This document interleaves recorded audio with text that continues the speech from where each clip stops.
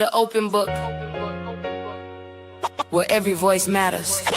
Every story got layers, and every conversation opens something new. Turn the page, turn the page, turn the page. Turn the page. Turn the page. Turn the page. Welcome to the open book, where the real conversations flow. Turn the page. Turn the page. Turn the page. Every story got meaning. Every perspective show. Turn the page. Turn the page. Turn the page. Turn the page. Late night talks with the smooth bass knocking. Whole room tuned when the topics dropping. Authors, culture, real life views. Open book vibes bring a whole new groove. No fake energy when the dialogue starts. Different perspectives play a major part. From page to podcast, the vibes stay deep. Real conversations every single week. Welcome to the open book, where the real conversations flow. Turn the page, turn the page, turn the page, turn the page. Every story got meaning. Every perspective show. Turn the page, turn the page, turn the page. Every chapter different. Every voice got purpose. Every voice got purpose. Turn the page.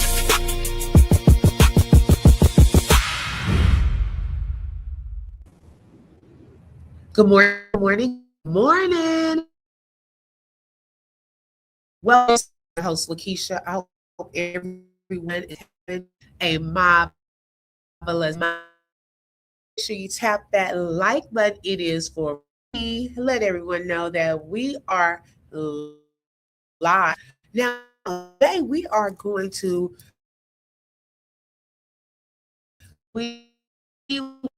okay. Last Karmelo Anthony case. Okay. Say that this live is for educational and entertainment purposes only and is covered under the Fair Use Act. Information shared is alleged in our opinions as we react to various topics and people. Now, y'all, with the Karmelo Anthony case, as I mentioned last week, there were some things that were taking place at the beginning of this case that many of us may not have known about. Key players that were a part of the case, that were working behind the scenes, that were working with the family, that actually also went to view that video at Frisco ISD. Now, we have heard from some of those people already that have come back out and shared with us what they saw when they went to Frisco ISD. Now, there is a lady by the name of Tiffany Billions. Now, I don't know any of these people, child. I am on here reacting to certain things, but y'all, fast forwarding to now, more recent times, there is a lot taking place. Okay. I was just going through Facebook today and I said, oh my gosh, it's a war zone already. With some people going back and forth. But we're going to take it back for a second because we got to get caught up. Some of us, some of y'all may have known about all of this, but I never knew about it. And so there were some things. She did an interview, Tiffany Billions. Now, she is an activist that is allegedly working with the family. Okay. But she had done an interview with Jannina Warren. Now, we watch Jannina's vlog experience of her being one of the witnesses that to the actual Frisco ISD video. So we listened to her experience and also saw some of the receipts, that she showed last week. So if y'all have not seen that, make sure y'all go back and tap into it. Now, she is doing an interview. We're going to tap into that interview with Tiffany Billions, okay? Now, after I said that we were going to do this interview, y'all, or listen to this interview,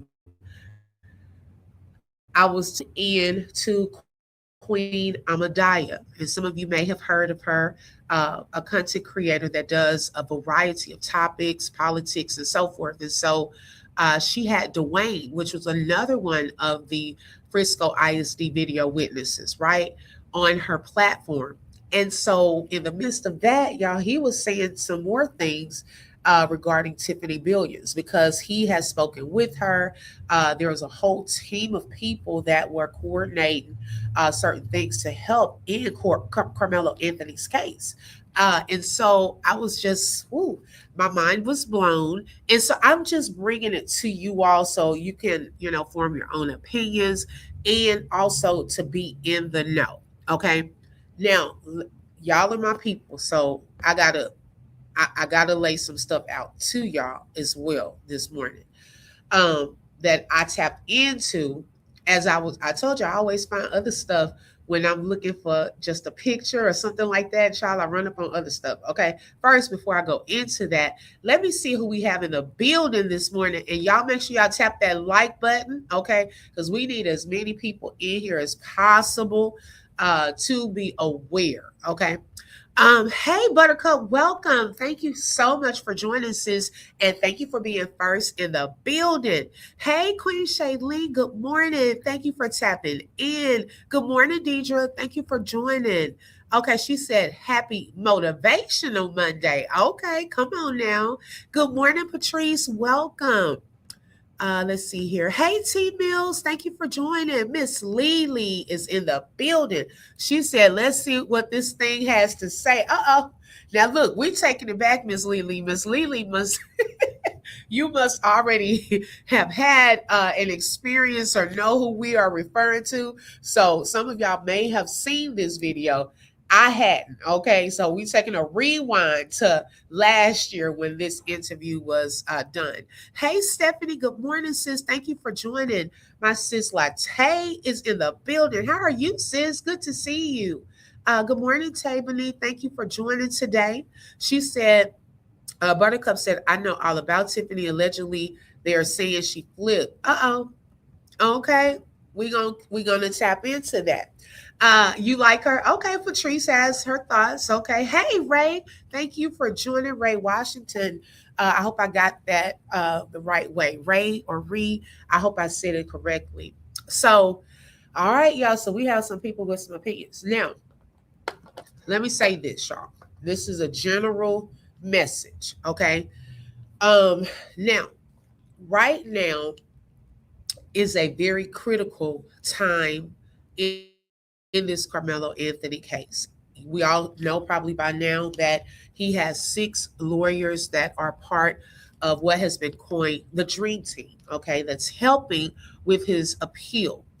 Now, as I've stated, in my own opinion, some of the things that could have possibly took place last year behind the scenes could have really been detrimental to his case. Okay, some personal agendas, some things that were going on that we were hearing after the fact. Um, and I think that some people that were allegedly for the family were, oh, okay, Patrice, got you. Okay. Allegedly for the family. We're not really for the family. We've even clocked some of the things that Carmelo's own lawyers failed to do for him on his behalf. And it looked like they were almost a part of the other side. Okay. Now, let me say this. Right now, y'all, there are people that, excuse me, we have to be mindful of that could potentially saying they're working with the family, it may not be. Okay.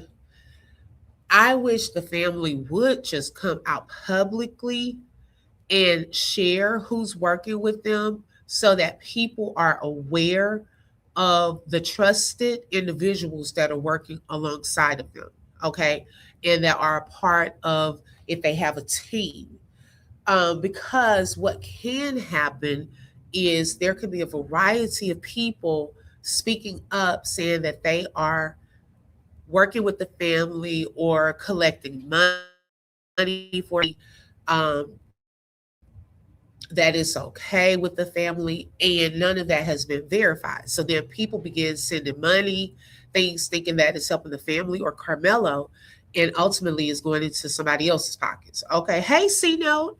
Now, I don't know if that's happening, but some things that I saw just really concern me.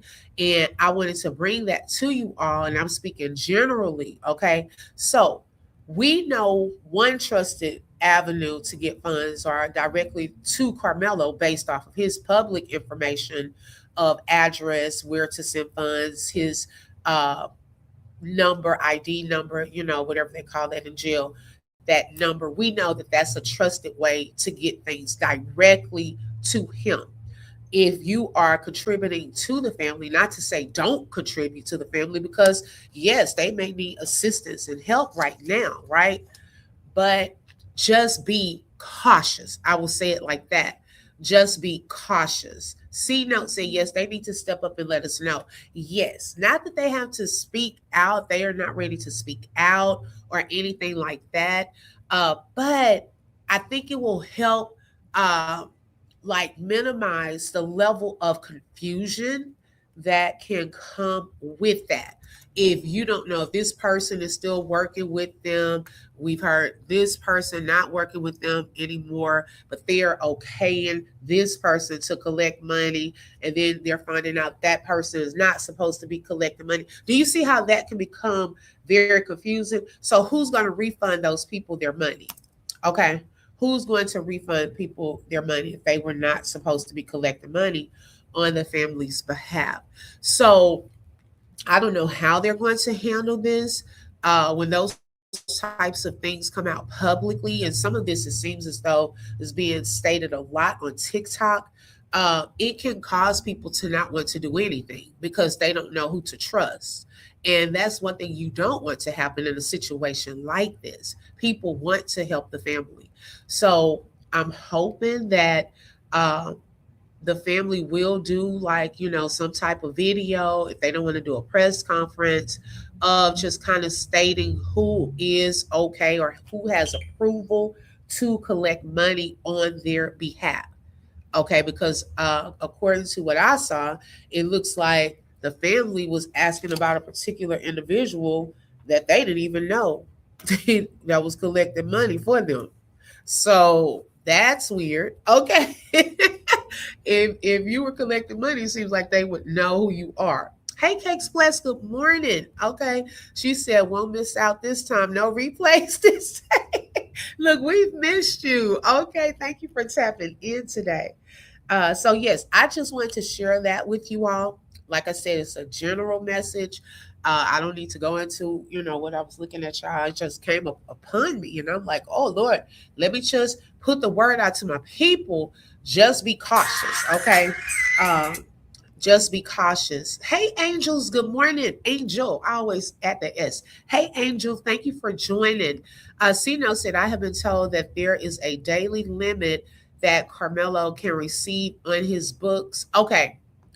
And you know what? I kind of figured that. I kind of figured that there may be some type of limit. Yes. So I wonder what happens. I think, does it give an error message? If Latte is in here, she kind of knows more about that. Does it send an error message if he's reached his? Oh, let me turn this down. If he's reached his limit for the day. Oh, speaking of that, some of you may not have been on the live yesterday. I am going to do, hey, I am that somebody. uh, I am going to post an announcement for a day where we all, I haven't coined what we will call it, but a day this week for us to shower Carmelo with either letters, or if you want to send him a gift or books, or make him a donation towards his books, just so he can feel the love and be encouraged in there and know that there are a team of people that are really rooting for him, that want to provide encouragement, that are praying for him, and that he gets a fair trial, a new trial too, and hopefully it's in a different venue. Definitely a fair appeal. Okay. And so just to kind of shoot him a word of encouragement, y'all, that really, really helps. It matters, when you're in there and your back is up against the wall, and, you're just in this season of your life. So I will provide more information about that. That's somebody, I was just telling everyone to just be cautious, when making donations to various people because the family has not shared publicly with everyone like who is collecting money on their behalf. And so there are people, and y'all, we've seen this many times, okay, where if there is a viral case or a person has passed away that is well known, we've seen copycats come out with GoFundMe accounts, okay?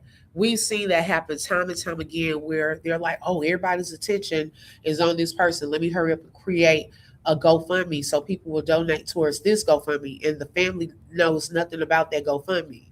So sometimes there are people out here collecting money and the family doesn't even know that person or has not authorized that person to collect money. So just verify that that's something that the family has, okay. Okay.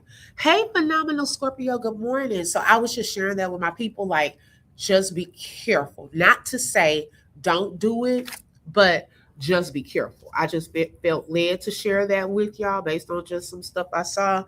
Because, baby, people out here, when they see something's viral or that it's gotten a lot of people's attention or money is attached in some form or fashion, people will take advantage of that. Okay. Some people will play directly in your face to try to get a dollar. Okay. And that's sad. That's really sad. Let's see. Last night, Carmelo's pastor, he preached till 1:55. Ooh, child. Now, Tiffany, I learned my lesson from the night before. I said I'm going to sleep. Baby, I wasn't even up last night that late. So I missed that. Latte said, I have never known about a daily limit. Sending money orders can be an option as well. Okay. Thank you, Latte. I appreciate that. Hey, Sonia, Grand Rising. All right, y'all. So we're going to get into this video. Good morning, Tabitha. This interview. So y'all go ahead and hit that like button. Let everyone know we are live.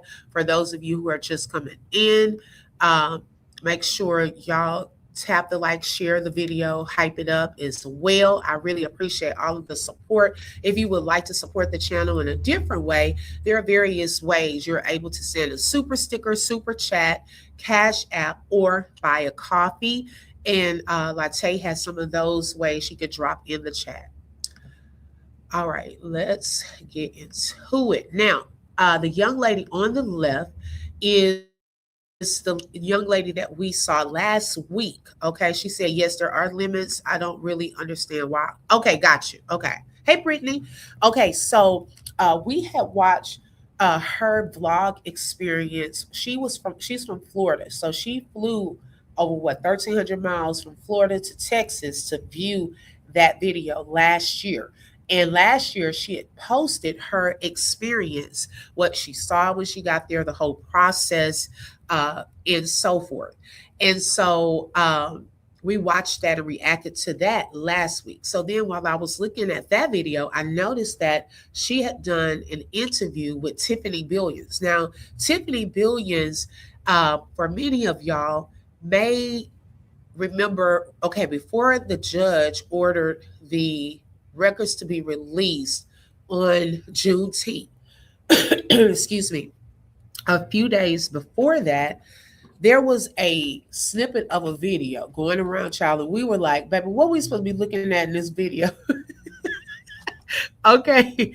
It looked like some bleachers. And we were looking like, child, I don't know what this is, but we can't see anything. Well, they were saying from that snippet that allegedly Tiffany Billions had the video. And so I'm like, who is Tiffany Billions? That's what I first heard that name, because I was asking too.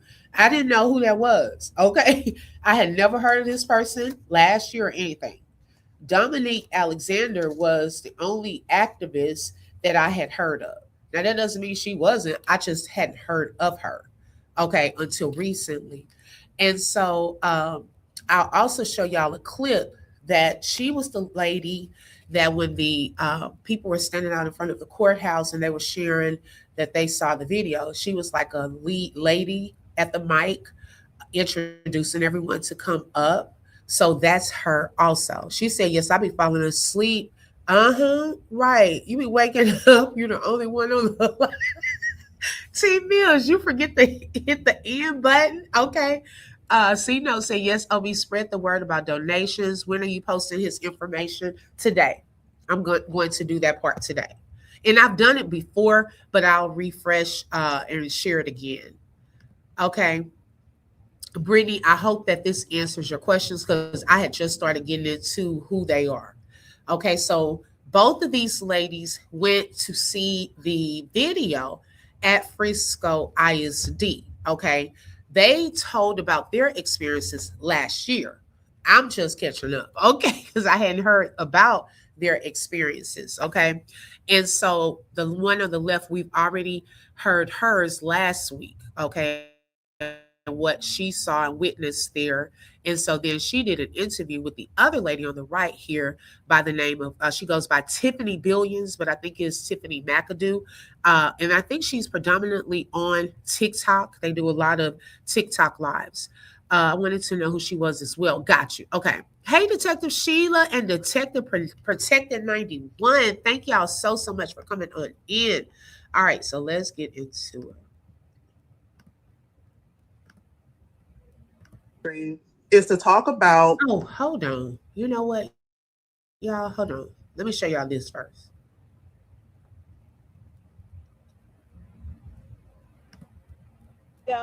Of Austin. This is the lady in the blue right here. This is Tiffany Billions. Okay. So this was her at the actual trial. I got to hit it myself. This was her at the actual trial outside of the Collin County Courthouse. So this was her introducing those that were behind them. That's the lawyer to her left. Is that to her right? If we're looking at the screen, to our left. Okay. Christopher King. So he was out there. Some of you may have heard him during some interviews as well. Shout out to C. No, thank you so much for the blessings, sis, and thank you for being a sponsor for today's live. I really appreciate that. All right, so let me play this. Metcalf and Karmelo Anthony, and they're going to speak to that. They're going to speak to exactly what they saw when they introduced their public information request. And I think that you're not going to be surprised by what they saw, but we want to make sure that we get this information out to the public. So we'll start with T. Sturdy. My name is actually Tony Sturdivant. Again, I was one of the ones that saw the video. It's kind of bewildering that it doesn't align with the testimony that was presented. What I saw in the video was four. Voice up.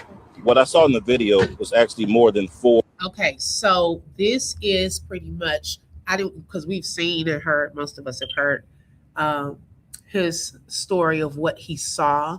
So I just want to introduce who she was from at the courthouse that day. Let's see here. Let me stop sharing that.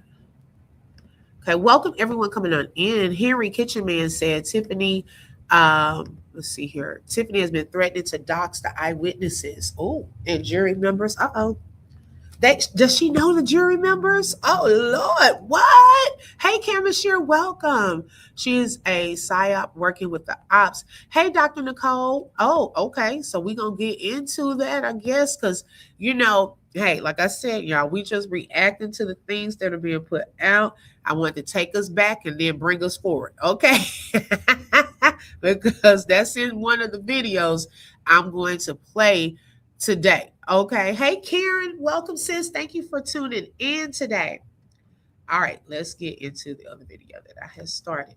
And you know what, y'all? This is one thing, one reason. Remember, I told y'all this the other day.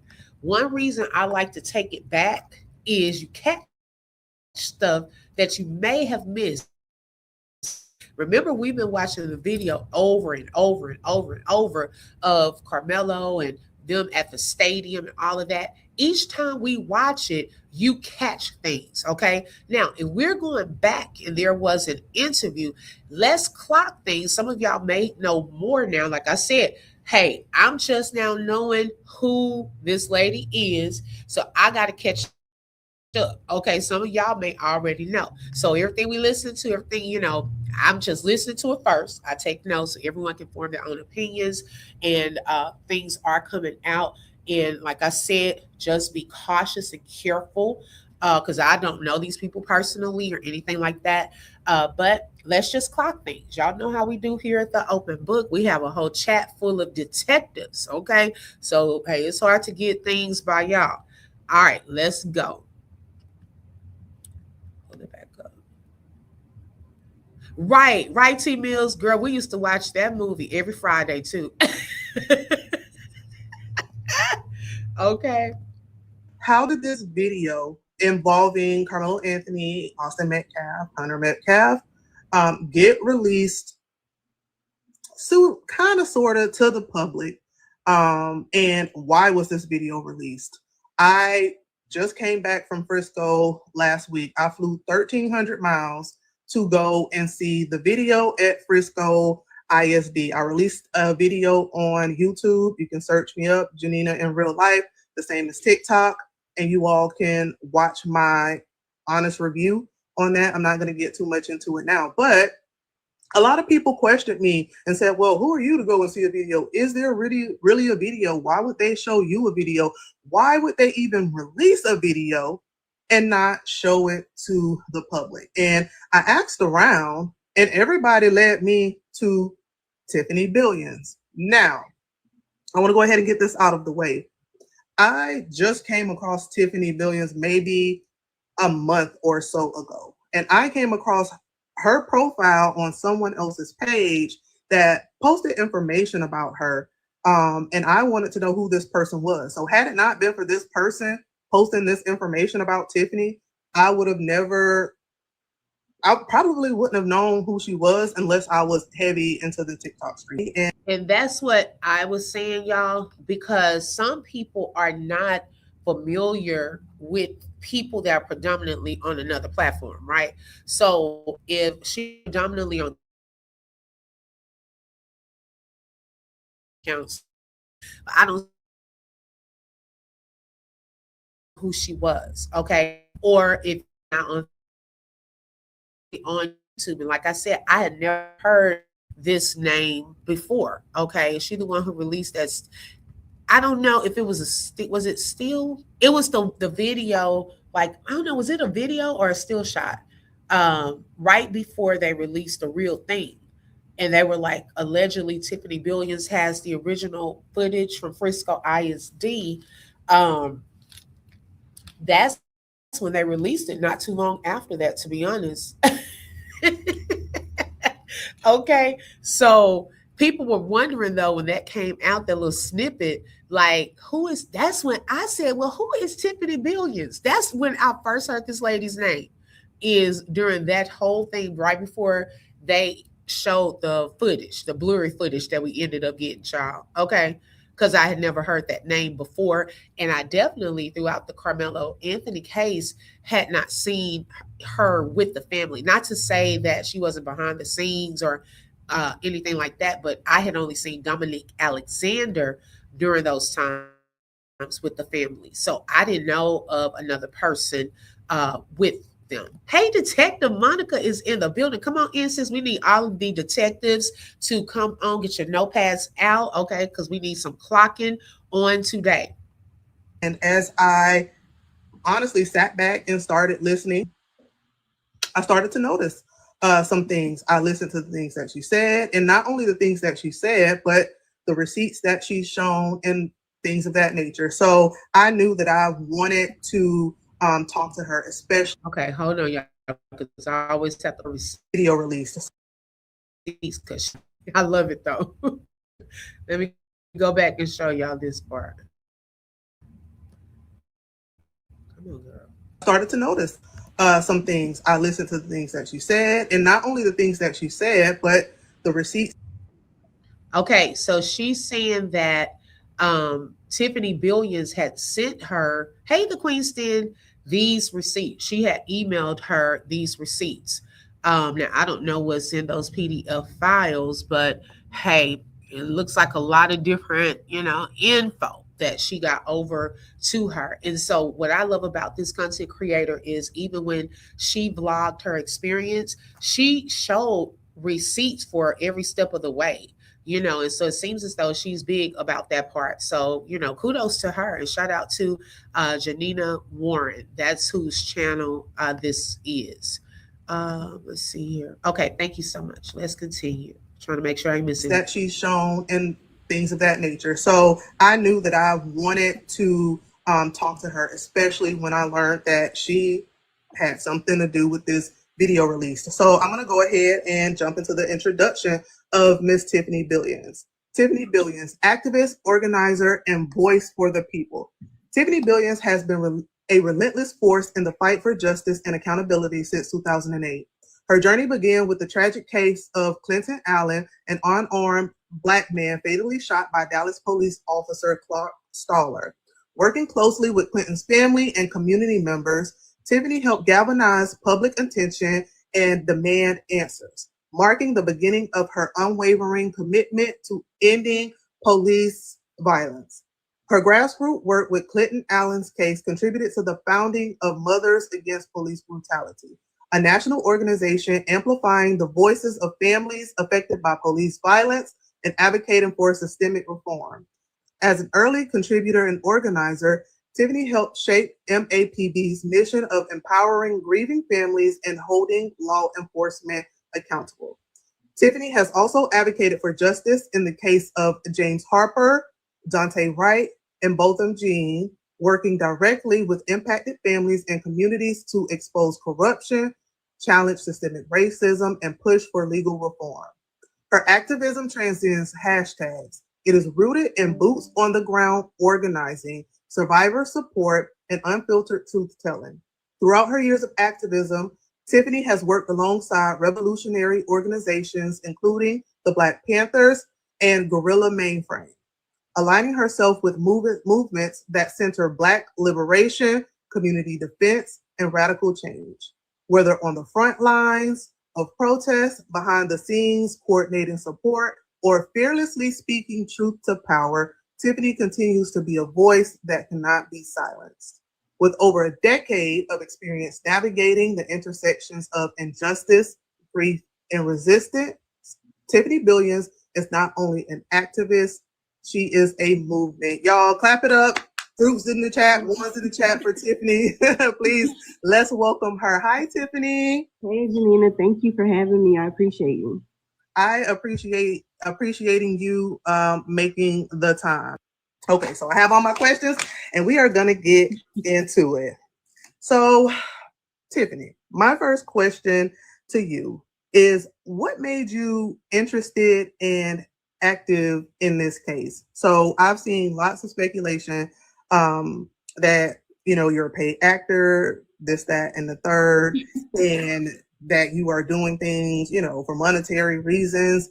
Do you mind sharing what made you get involved in this case? Yeah, so I'll share that. I was really taking a break, of vacation from advocacy, and I really did not want to get involved in another case, because if you've been an activist, you know that it can be extremely stressful at times, and these cases don't resolve or solve themselves in overnight. It generally takes a year and a half, 2 years. So one of my good friends, Candy, emailed me. She sent me a text message about the case, and I believe that's because she was aware that I lived in Frisco, and she also knew that that I hadn't been an activist. I hadn't done activism work for quite a while. So she messaged me about it, and I just kind of looked at it a little bit and said, "Oh, okay," and just kind of continued on. The next week, she sent me another message. The third time that she sent me a message, I actually read the details, because there's a difference between reading an article and then reading in between the lines. Right. And what was interesting to me, what actually made me want to dig a little further into the case, is what they were not saying. So there was a lot being said about the incident, but then there was a lot missing. So that kind of opened it up for me, and I started digging at that point. So Frisco is pretty much your back door. So you are in this community where this has happened. Before we get into the question, do you think that this case should remain in Frisco, being that you're from there and know the community? No, I don't. I don't. I think, in my opinion, I believe that the venue needs to change. Okay. If there was some place that should change, do you have an idea likely of where they would change it to, or an idea of how that works? Yeah, I don't have an idea, but I would love for the venue to be changed to Dallas. Wow. Okay, clock this. So in the beginning, y'all, Tiffany had stated that she didn't feel that it should have been in Frisco either. Okay. As many of us are stating now, that hopefully during the appeal process, if they get a new trial, that they can also get a change of venue, that it's in a different location. Now she's saying that she would have wanted it to be in Dallas. Some people are saying they would have wanted it to be in Denton, okay, Denton County. So that is something to take note of. She had called it in the beginning that she didn't think that it should have been in Frisco. Is there any particular reason why Dallas? Absolutely. I think so. Frisco is about 50% Caucasian, 30% Asian, which accounts for the Pakistani population. Mm-hmm. And then the other percentage, the other 20% is like a mix, right? Of Black people and different ethnicities. In Dallas is heavily populated with people that would be considered a jury of Karmelo's peers. Mm-hmm. Right? And so in my opinion, and even in my legal opinion, I think that a jury of your peers are a group of people who look like you, believe like you, and live like you. Mm-hmm. And so I don't think you're going to find a handful of, you're not going to find plentiful jurors in Collin County that would be considered a jury of Karmelo Anthony's peers. Okay, now remember, all this is in the beginning. Okay, hey Zoe, welcome. The Queen Stand feels that Denton would be no better. They are deep red. Oh my gosh. Okay. Well, there goes Denton. So, like she said, Dallas, and I agree. Out of the ones that are choices or options, it is more diverse. Okay, it is more diverse, and so also she stated in the beginning that she felt that it should have been in Dallas County because of that. And look at what happened with the jury. Okay. Oh, you heard it too. That Denton, you heard is worse. Okay. So look at what happened with the jury by it being in Frisco. She had called it not a jury. Real jury is peers. I agree. I think, first of all, with me visiting there, I was kind of all around Frisco, and I would say that I did not see a lot of people of color in any place that I went. And so I did notice that. So at what point, because we're here about the video footage, at what point did video come into your mind? You got the message from your friend, you looked into the case, you see what wasn't being said. What made you think video? Well, so it was just interesting to me that all of the statements that were being made in the media were, the witness statements. There was nothing to back up their statements. So I started thinking.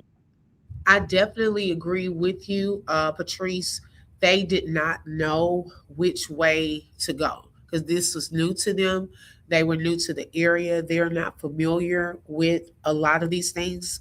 Whereas a person who's lived in the DFW area may know about these different counties, which ones are deep red, which ones are more diverse, and so forth. The lawyers that had connections and things like that. So you're right. I definitely agree. It's not necessarily just a racial thing, but a fairness, a diversity thing, because you don't have as much diversity, she's saying, in Frisco. It's more diverse in Dallas County when it came specifically towards for the jury selection. And y'all, we still, to be honest, do not know um, how many blacks were in the group of what, 400 questionnaires that they put to the side. Because remember, they started off with 600, and the judge had wanted that number down from Monday to Wednesday to about 200, 250. So we still don't know how many were in the pile. Okay, that part never came out. So that was also something to think about. How many blacks were in that stack? So that's something to think about. What could back up their statements? And I was like, I couldn't figure that out. I was asleep actually in my bed, and I always say it was the voice of God that woke me up at 3 o'clock in the morning. I sat up in the bed, and I remembered that Frisco ISD had an app that the games are played on. That they actually broadcast the games from an app. So that morning, I reached out to that particular company, and they said, "Yeah, we broadcast the games, but you're wanting us to go back and look at something that's already occurred. We don't have that data anymore. You need to reach out to Frisco ISD." So that is what actually caused me to reach out to Frisco ISD. That company told me that the data would be held on Frisco ISD servers. Now, y'all see that? Okay, that was some good research, though. I'm not going to lie. Excuse me. She reached out to the actual company where there was an app where you can watch the games, right? But in order to go back in time for a certain day and so forth, the company told her that she needed to go to Frisco ISD. So that thing did exist. It just didn't exist with the company that runs the app, but they were referring her to Frisco ISD. So that's how people started seeing, oh, okay, let's go to Frisco ISD because they may have a copy. I didn't know that she had taken that step to then get to Frisco ISD. Okay, that was very, very good research right there. And so I, based on the documentation that you sent me, and by the way, you all, she sent me a lot of documentation. And when I say sent, she just didn't download it and upload it to an email. Like she forwarded me the actual email. So I was able to see, who it was sent to, when it was sent, what was attached, and all of those things. So I know that there was quite a process to get this video based on what you sent me. And I tried my best to create that timeline, and we'll kind of get into that. But I do remember at one point around like May 1st, like the emails between you all were almost kind of like a couple emails that day. But we'll start from the beginning. Mm-hmm. So you called that company. They said that, saying something we turn it over to Frisco ISD.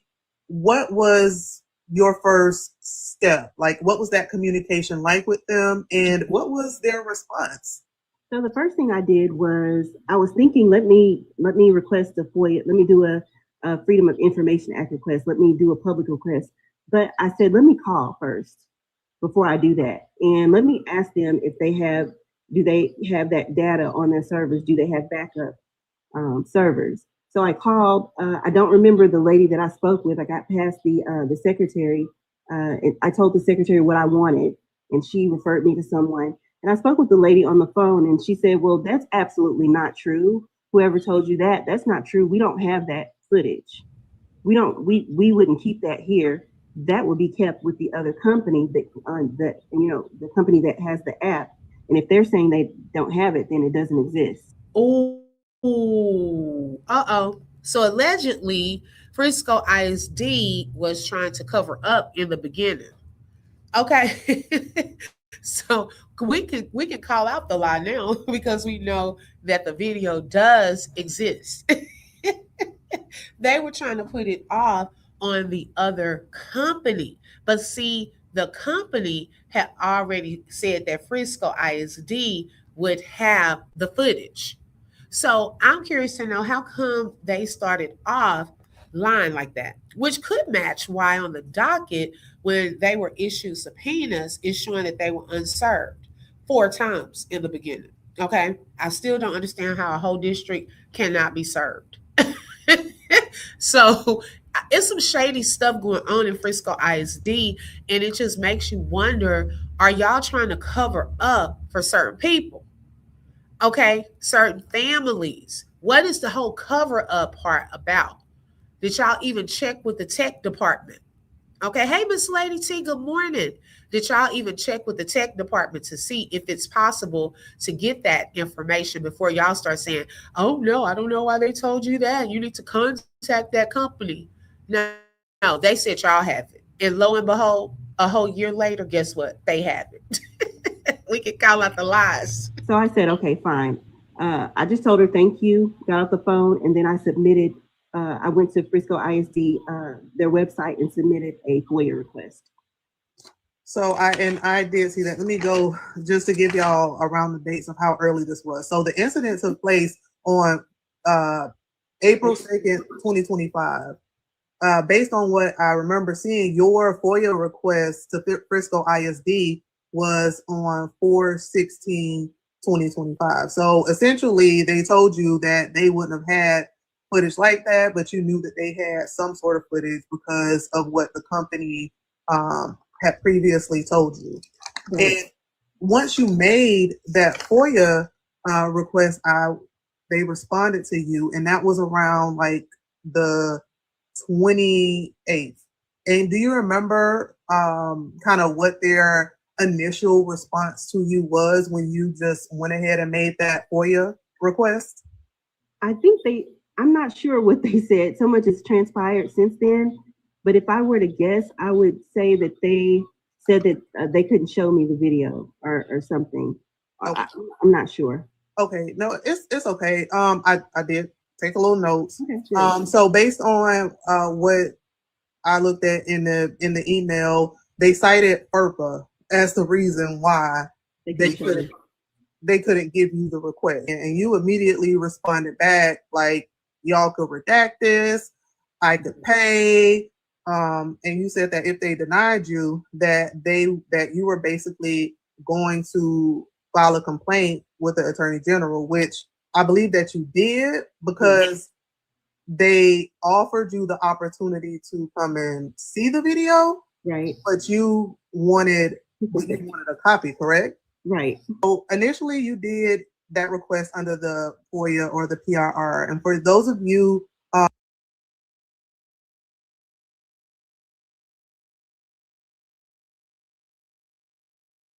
She had wanted a copy of the video.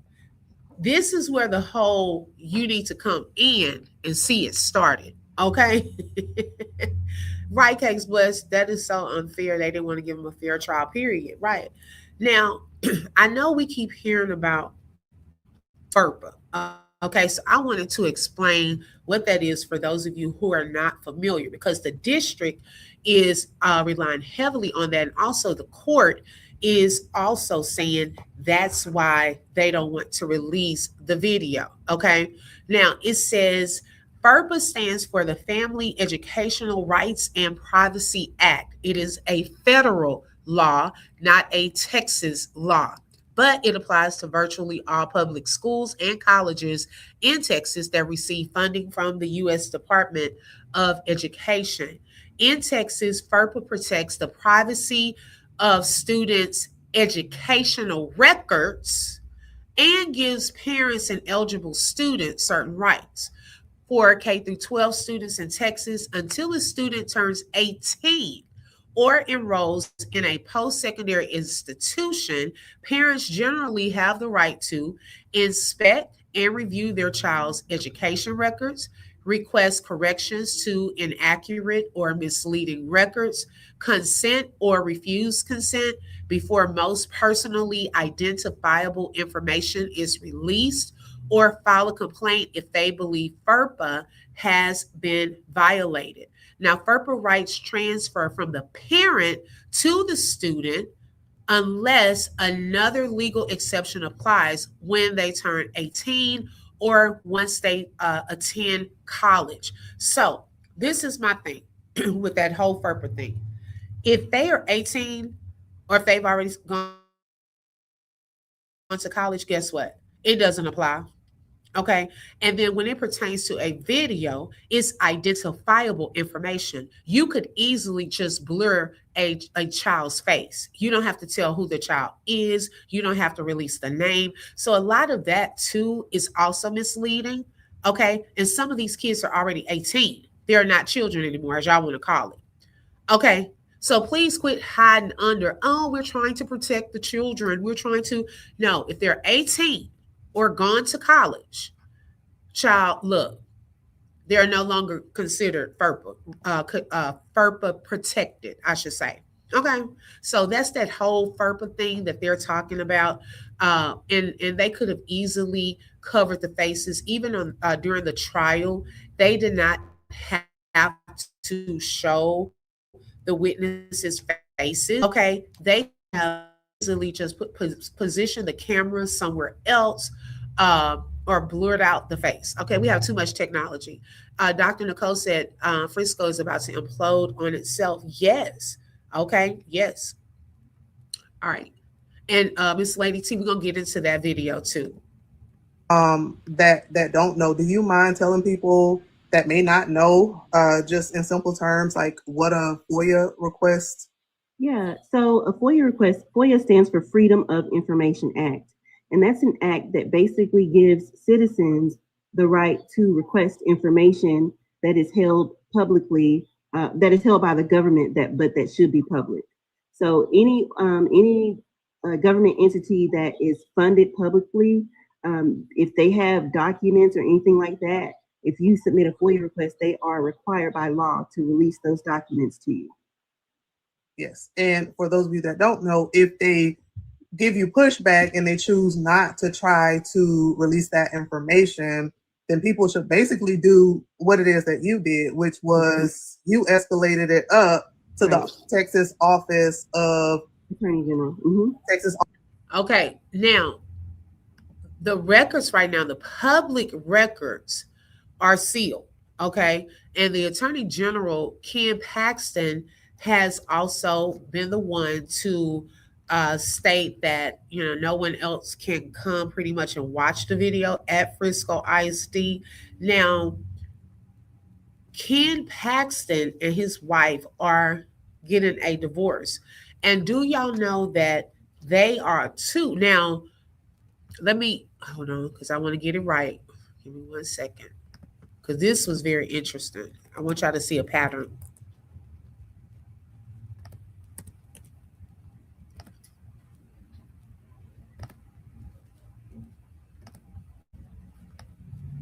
Okay, give me 1 second because I'm gonna pull this up. Okay, so shout out to Miss Sean at Crime Lab Dissecting Justice. She had shared this on yesterday because Ken Paxton is a big deal right now because he's one of the people, y'all, that's trying to stop and block folks from going to see this video, and from Frisco ISD releasing the clear version of the video. Okay, but I want y'all to also see patterns. Pay attention to how they operate. We had just talked about this the other day, that those people in that county are connected.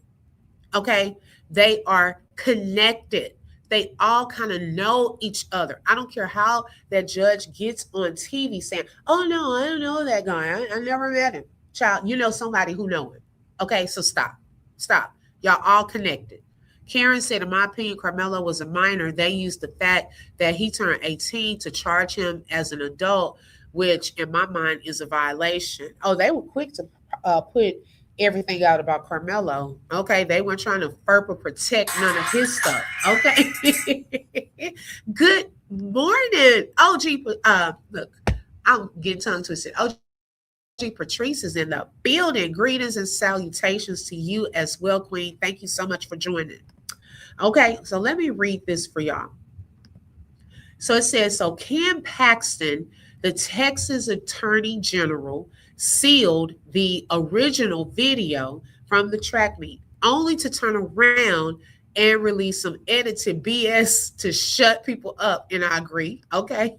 She said, but I'll be damned if the prosecutor's wife, who is a judge, So the prosecutors from Karmelo's case, his trial, is married to a judge that not only, because y'all got to see the connections, that not only presided over the Metcalf's divorce, so Megan and Jeff's divorce, but also was supposed to preside over Ken Paxton's divorce. But she kindly recused herself because her and her husband have close ties to the Paxtons. Okay, y'all see? Y'all see that? The prosecutor and his wife have close ties to the attorney general, who is sealing Frisco ISD, the video, the clear version. Okay. Now, ain't that some to marvel at? They just one big happy circle in Collin County. Okay.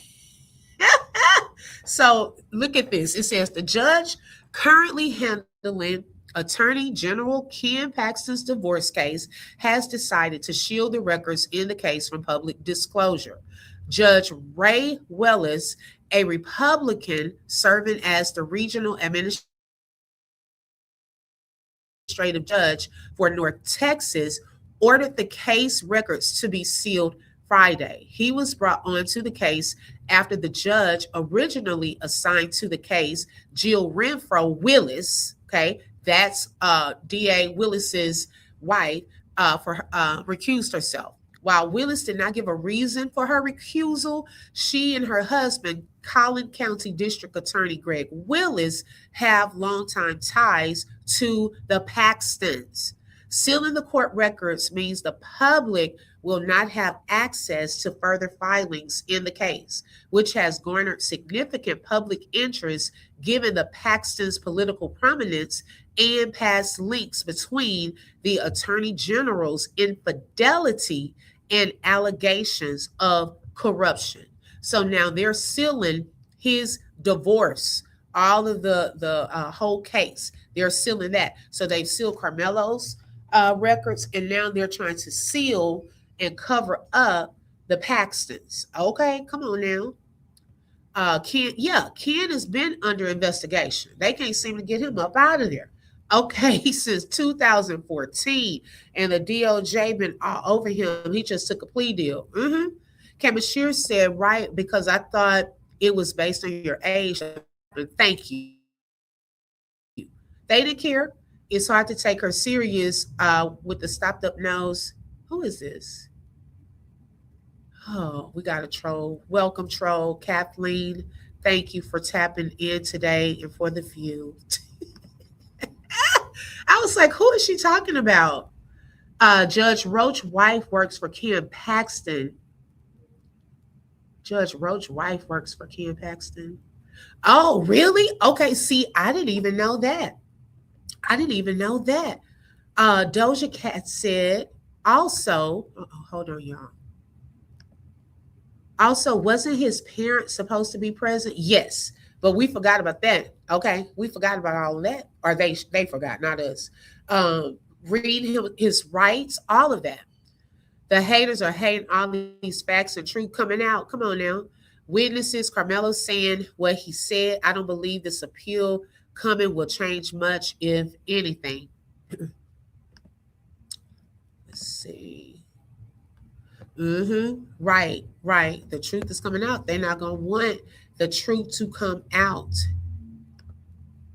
Go look at she been dragging Ken Paxton. Oh, wow. Okay.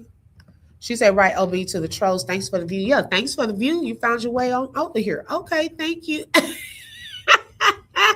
Child, thank you. I wanted to share that with you all because there are a lot of connections, okay? And y'all are right. When you start exposing some of these things, that's when people want to come on in and have a say because they don't want the truth to come out. These people are connected, and there was a huge cover up from the very beginning of this. Office of Attorney General. Now, I did see the initial list of people that went, and I believe that it was out of order. I do remember seeing on that documentation that initially you went under the name of Susan McDowell, and I know that there was a lot of confusion. Okay, so here she's showing the list of people that were allegedly supposed to go to view the video. Now, this lady, Tiffany Billions, went under a different name to go and view the video. Susan McDowell. Okay, just I want y'all to follow along. As to if that was truly you and if you really did it. So, Yes. are you okay with confirming that you are Susan McDowell? I mean, I saw it, but for the people that didn't, and let me explain why I use that alias. And by the way, the Constitution states that I have a right to alias. But let me explain why I use that alias. Sometimes, when I'm working cases, or there are cases that I think I'm going to work, and I pull documentation, and there's really nothing to work, right? Sometimes when I work cases like that, law enforcement officials will recognize my name if I use Tiffany Billions, and I get a lot of pushback, right?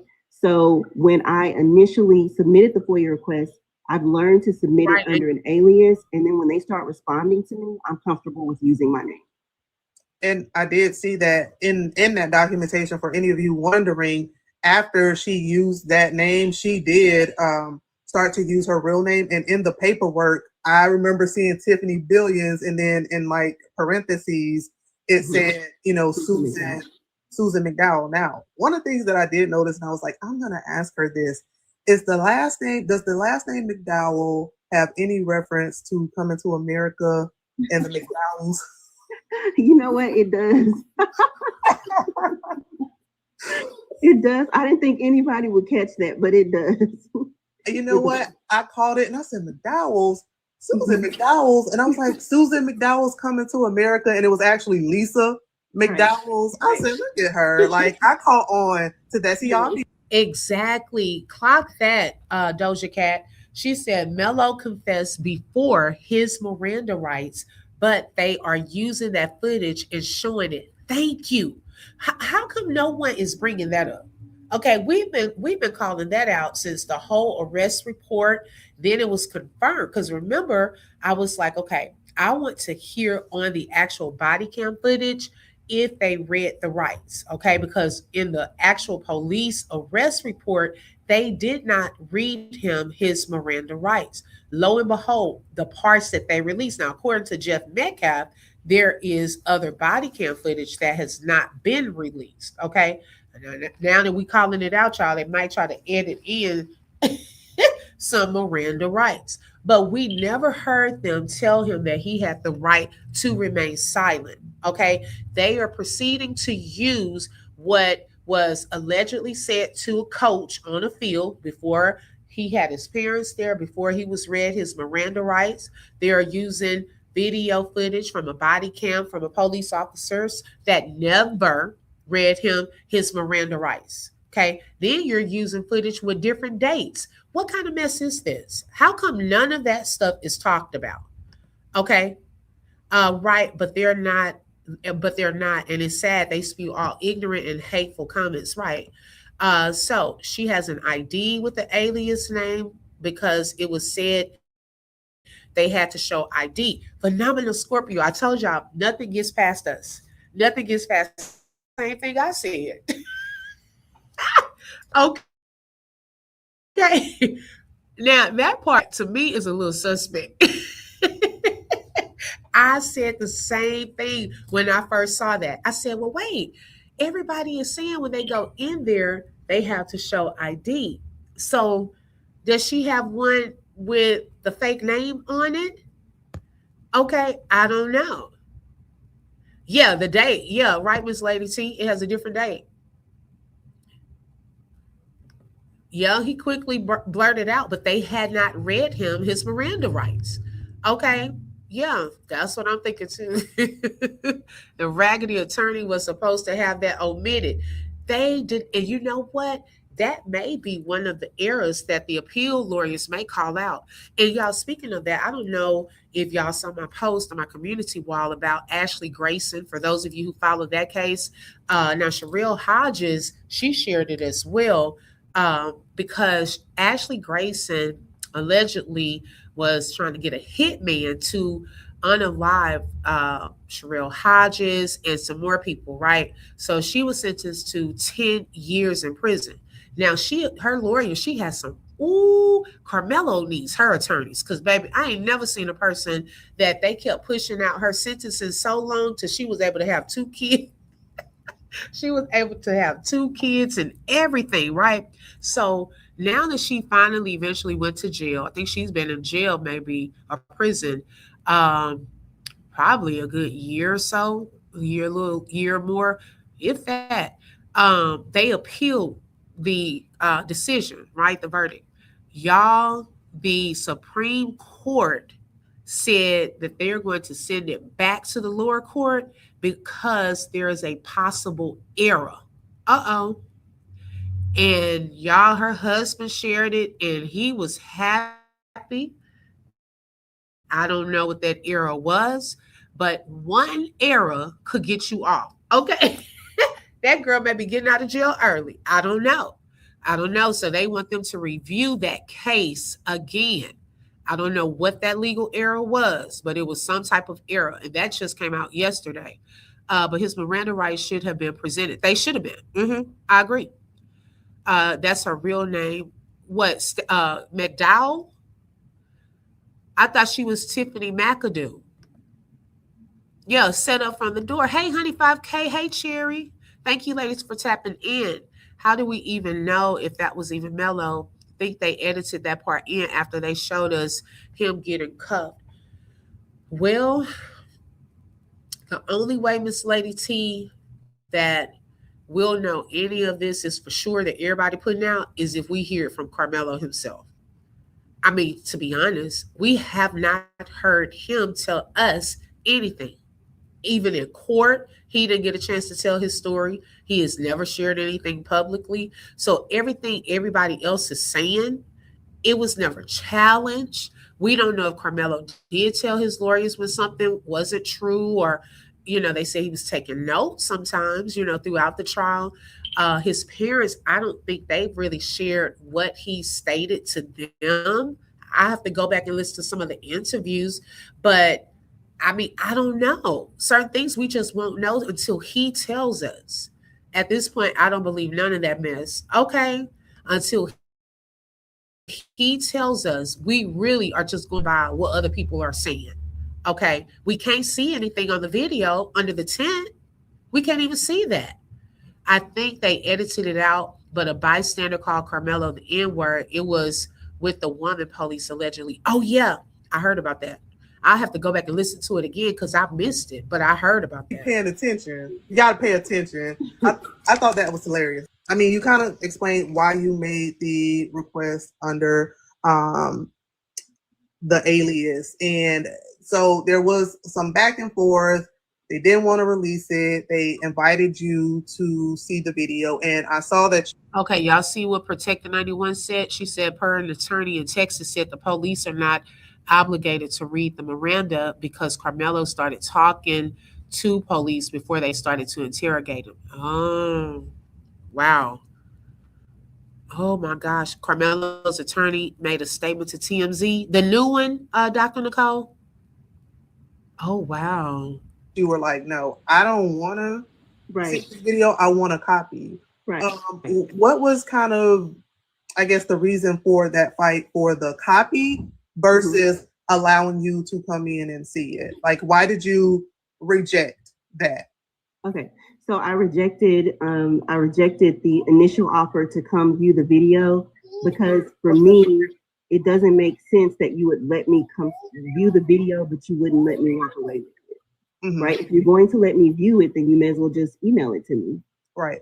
So that was my thought process.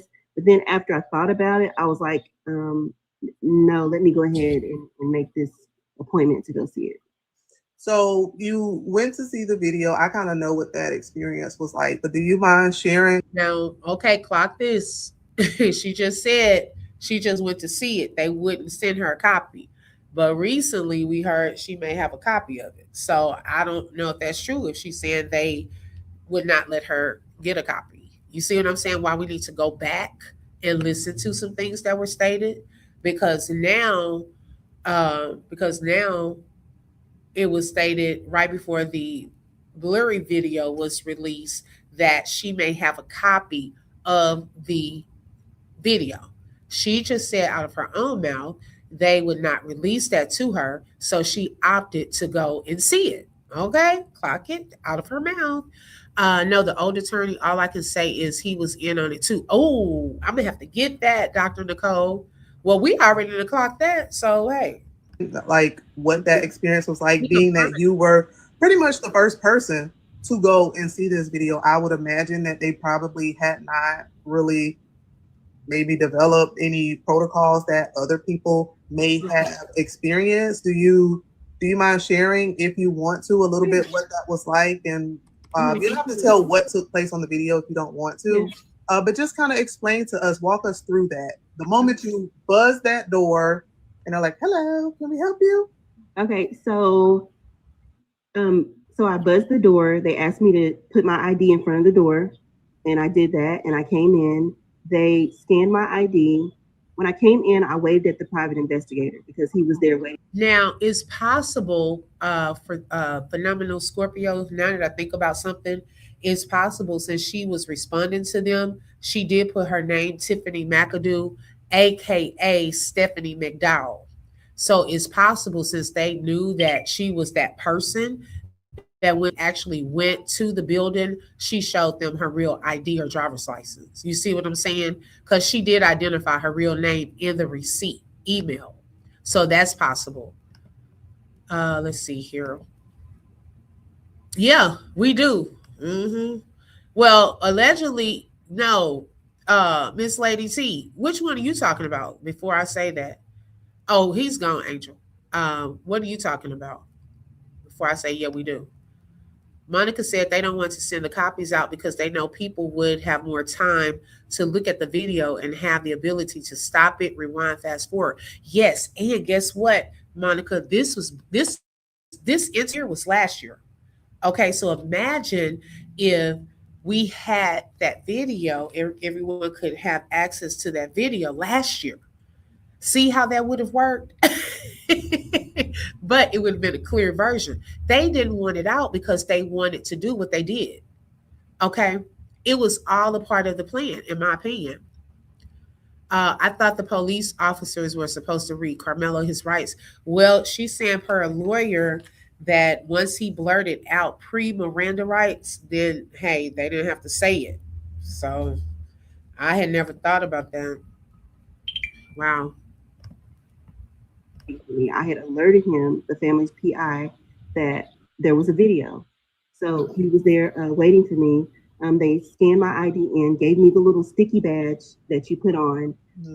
We both, that was my first time meeting the family's private investigator. So we shook hands, met each other, sat there and talked for a while. And then there was a lady named Wendy that came around the corner and told us both that. Now, did y'all hear that? Allegedly, the family had a PI.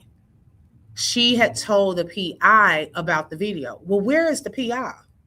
We looking for this PI like we looking for Tyrone Davis's PI. Where are all of these PIs? Okay, what is the purpose of a PI if y'all not gonna update the people about the case or share up? Like what? Where was the PI during court? I'm just trying to understand this.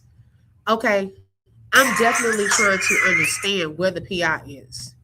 Patrice said, I'm waiting to see if the Metcalfs will sue the Anthonys for liabilities so the Metcalfs can be deposed. Then the truth can come out in discovery, and then the evidence can't be suppressed. Okay. Hey, Tracy, excuse me. Thank you for tapping in. Tiffany was allegedly the person who went to Frisco ISD to see the video and supposedly used her glasses to get some copy. Yes, allegedly. Girl, don't say that. I've been wondering what's going on with Tyrone Davis. PI, exactly. That's what I want to know. Okay, I mean, are they what are they doing? Okay, so this person went to see the video too, allegedly. The PI. Okay, it's a whole mess. A whole mess. So I don't know. I don't know. We'll continue. She was ready to take us upstairs.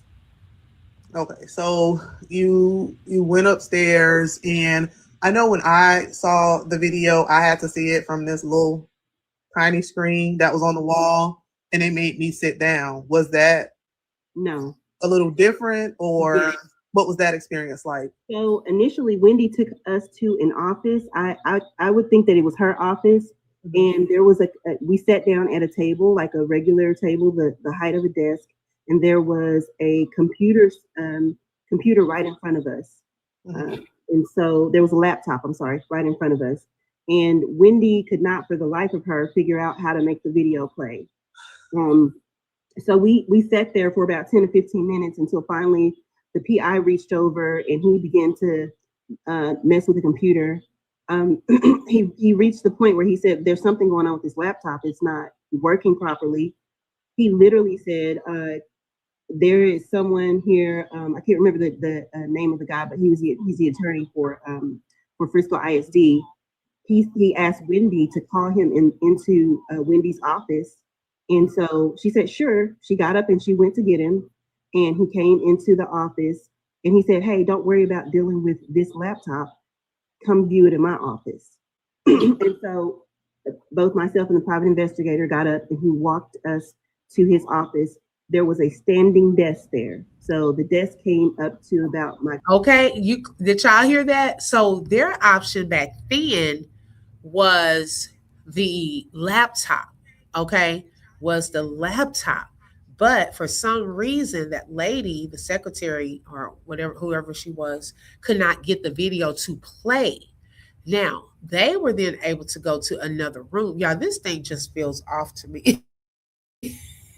Like, it just all feels so just off. So now they're going to another room to watch that video. They went to another room.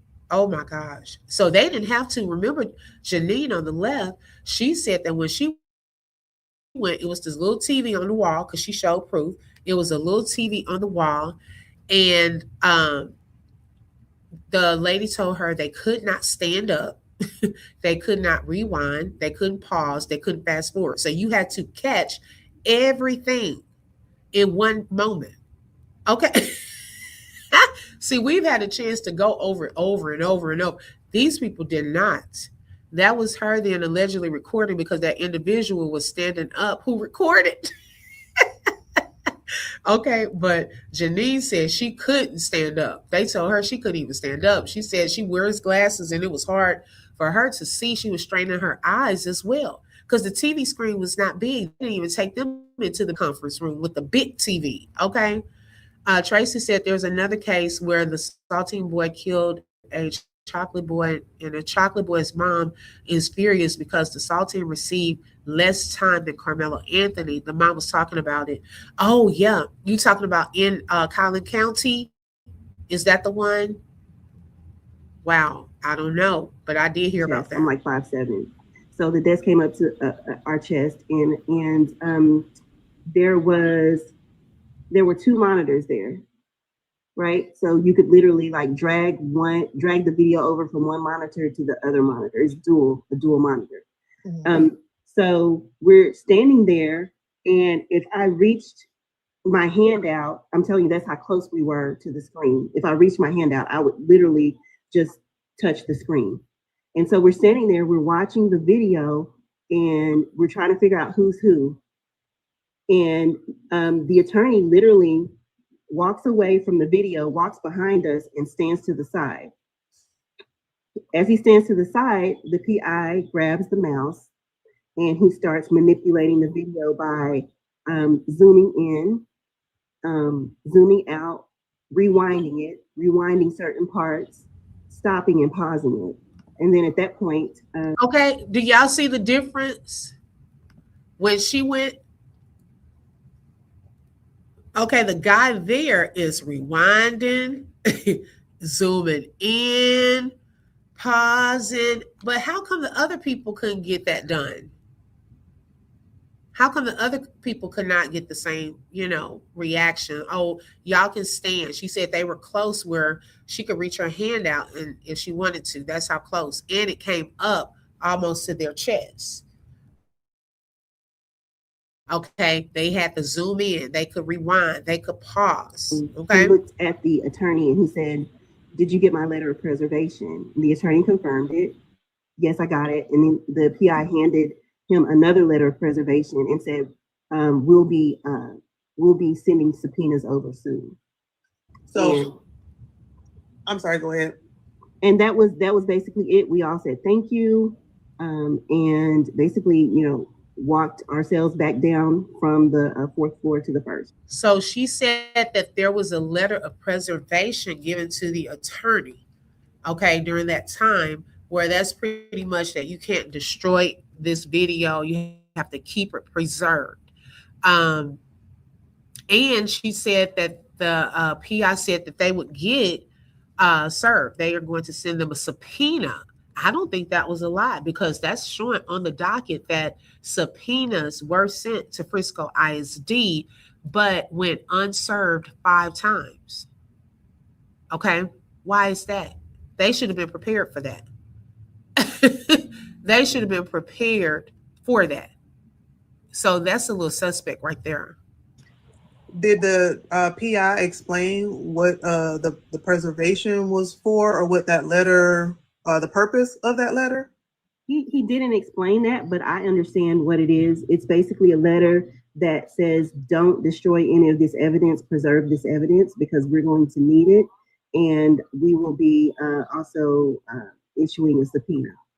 So, and we do know that since the since after the indictment that Carmelo's attorney Mike Howard did submit the subpoena application for that footage. So I would imagine that that footage and other footage Right. is likely what the PI is going to be looking for. More than likely. And let me say this also, there were 5 videos up. There was a video of the school buses just sitting there. There was a video of children coming in and out the gate. There was a video of the front of the school. There was another video, I can't remember what was on it. And then there was the video of the incident. So there were actually 5 videos up. We clicked on the video of the buses, and I wanted to do that simply to see if we could see children getting off the bus and getting on the bus. But it was such a long time that the buses were just sitting there. It was just like there was nothing going on, right? There was nothing going on. The second video, which showed children going in and out of the gate, the attorney told me, he said, that's not here. That's not here at the stadium. That's another school. He said the videos, they rotate to different schools, and they're not consistently on a particular area all the time. Okay, so, and of course I have to ask, but do you mind sharing like maybe what your thoughts are based on what you? So she said there were 5 videos. Okay. And one was with the buses. Now, I found that odd. Y'all heard her say that one was showing kids going in and out of the gate, but she said they told her that was not at the stadium, that was at the school, at a school. But didn't we just see a video release with kids going in and out of the stadium? Okay. Wait, what? Yeah. And where are the timestamps? Thank you, Zoe. Okay. Because that's what we need. Because that would clear up this whole. I thought Karmelo was first. I thought they were first. I thought, where are the timestamps? Why is there no consistency with timestamps? So did they take her out to lunch after she viewed it? Because her story is much different from the others. Because I'm like, listen, like what 5 videos? We haven't seen 5. Okay, have y'all seen 5? I haven't seen 5. So she said buses. She said the gate. I wanted her to say what were the other 3. Okay, because we didn't see that, or we don't have access to that. I should say right now. Now, unless they're talking about the other snippet of Karmelo coming up through the stands, then the snippet of the boys under the tent. What other video? No, Miss Lady T, I haven't. Mm-mm. She said, I've never heard of that. Videos rotating to different schools. Y'all can do all that. Us a clear footage of under that tent. If that's true, and what I wish you would have done is call that company to see if that's true, since Frisco seems like they're lying on some stuff. Okay. It seems like they were lying. Somebody lying. I don't know. Saw on that video or how it made you feel or anything just to give us an idea based on your perspective, um, maybe what your experience was, because it sounds like you certainly got to see a lot more than other people did and kind of in an unrestricted way. Yeah, I feel like I did get to see a bit more, but I can tell you that when I walked away from seeing that video, I was confused because it didn't match the narrative. I was, that part of you that wants to say, well, why would they lie? It's always that part, and you'll never understand why people misrepresent facts. Sometimes they just do. So when I clicked on that portion, well, when PI clicked on that portion of the video, of course you see the tent, but you don't see all of the tent. There is like the top portion is cut out. I don't know how to really describe that. And then um, you do see from the right side of the screen individuals walking over to the area of the bleachers. And then at that point they kind of blend in when they get to the bleachers, and that point that at that point it's a little convoluted, but you do see them show back up, and you see them surround someone in a gray sweatshirt. Now, prior to this, when you're just watching the video, you just see everybody just sitting there. It's like peaceful. It's calm. You see the raindrops. You see, you see people, a couple of people walking in front of the track or on the side of the track. Not very much going on, right? And it doesn't look like there's there's not a lot of room. Like under the tent, it's people are sitting and it's occupied. Once the individuals appeared to surround the person in the gray sweatshirt, I wasn't sure that was Karmelo, and neither was the PI. He pointed it out and he said, I think that's Karmelo. And I said, okay. And so we're watching. And the next thing I see is a lot of movement on that back row where Karmelo was sitting, just a lot of movement. And you can't see his sweatshirt anymore, but it's definitely a fight. It's definitely a fight on that back row. And then you see him emerge from a sea of black hoodies. You see him run up, upwards, off camera. And then it's like he just darts down diagonally. He gets to the last two steps of the bleachers, falls, looks behind him, and gets up and takes off running really, really quick. And as he falls, you see who I believe is Austin walk down the middle of the bleachers, and he's walking very staggeredly, almost like a Frankenstein walk. And he gets down to the bottom of the where the ground is, the asphalt, and he walks up to someone who's facing him, and he just falls on the ground. And that's what I saw. And I know that kind of after that, eventually the paramedics show up. Looking at that video, because to me, there appeared to be like almost no sense of urgency. Would you say that is the same as what like you saw? And when I say sense of urgency, I mean like with the paramedics, because I felt like they were. You know what, Angel? I don't know. That's a good point. I don't know. Maybe the PI was working for her, helping her get info and so forth. I don't know for sure. But hey, because we haven't really heard about the family saying that they have a PI. I mean, if it's a private investigator, you don't have to tell us who a PI is. That's what we've even been saying with the Tyrone Davis case. What info or updates are there, that you can share publicly? Even now, if there was a PI and the case is over, did they share anything with the team the team, you know, the old team or the new team, you know. So it's like I never knew that part until I listened to this video. Okay. Hey, I am J Rose. Welcome. Good morning. So your guess is as good as Just mine. like there, I remember just thinking like, okay, hurry up. Like, are we going to zip off and get to the hospital? Did you kind of see the same thing? Do you remember seeing kind of the same thing, or? So I honestly I can't speak to that part, Jannina, because I didn't see that part. Once I saw Austin fall to the ground, that it was like, okay, this is the video. Because I was just trying to confirm that this was the video. So I didn't stay long enough to watch the paramedics and all of that. I could have. I just didn't. I just didn't. So after you saw this video, I'd imagine that no one like knew that there was the opportunity now to make the PIR request to go and see the video.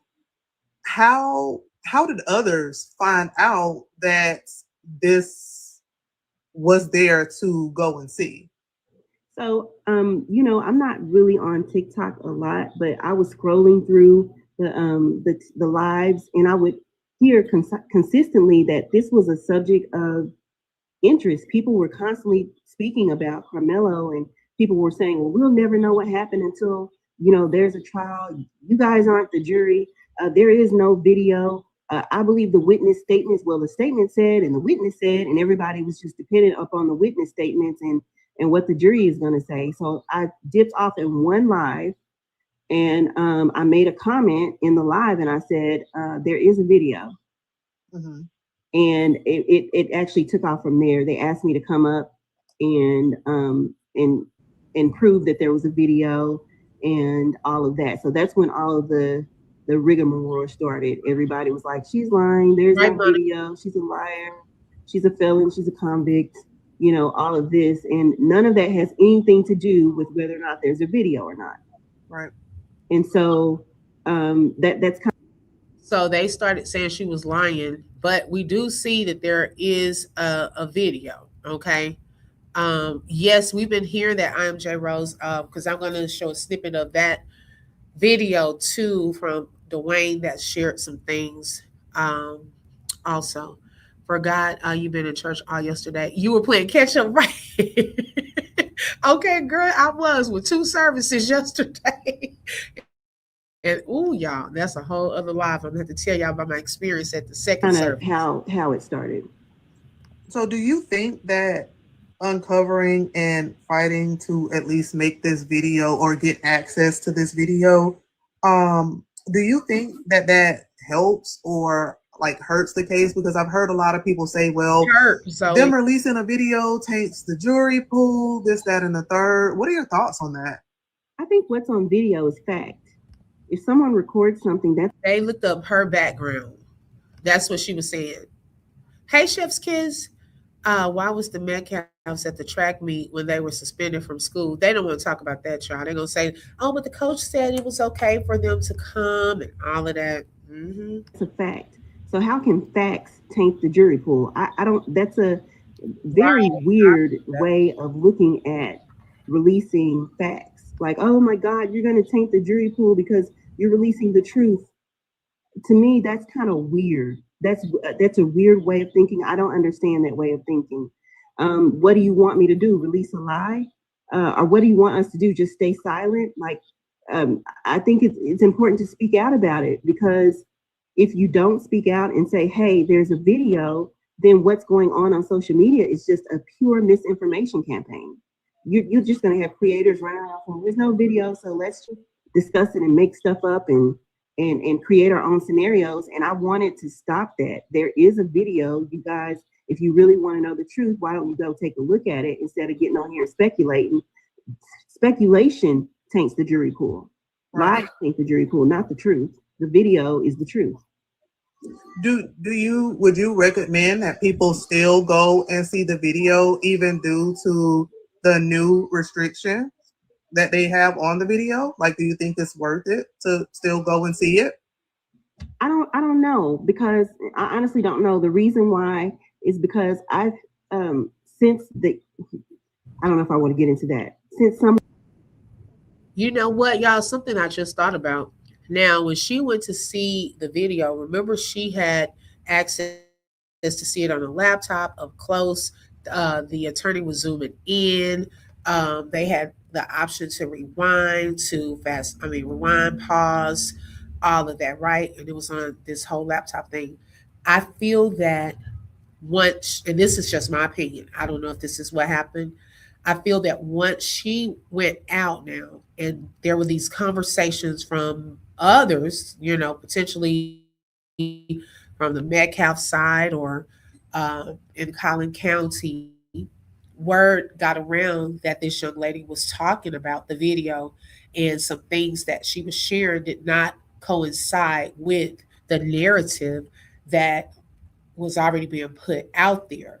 So, although they didn't want to flat out stop it, they said, well, we are going to now put in these restrictions so that when others come to view it, they won't get a chance to do all of that, rewind it, seeing it up close. They're going to have to catch what they can. Okay. They just made it a little harder. Okay, because she had free access to see, she said 5 different video angles and so forth. So, and she had more, time, and could rewind, could pause, could zoom in, could do this, could do that. And they did not. They did not. This If this was recorded last year and she had now flipped sides, they must have paid for it or threatened her. It makes sense. Yeah, this was last year when she was sharing all of this. Only the principal can approve clearance to return to school property. Oh, wow, Angel. That's a good point. Metcalf twins had gotten in trouble the day of the incident. They were bullying girls from the middle school. Was it the same day, Patrice?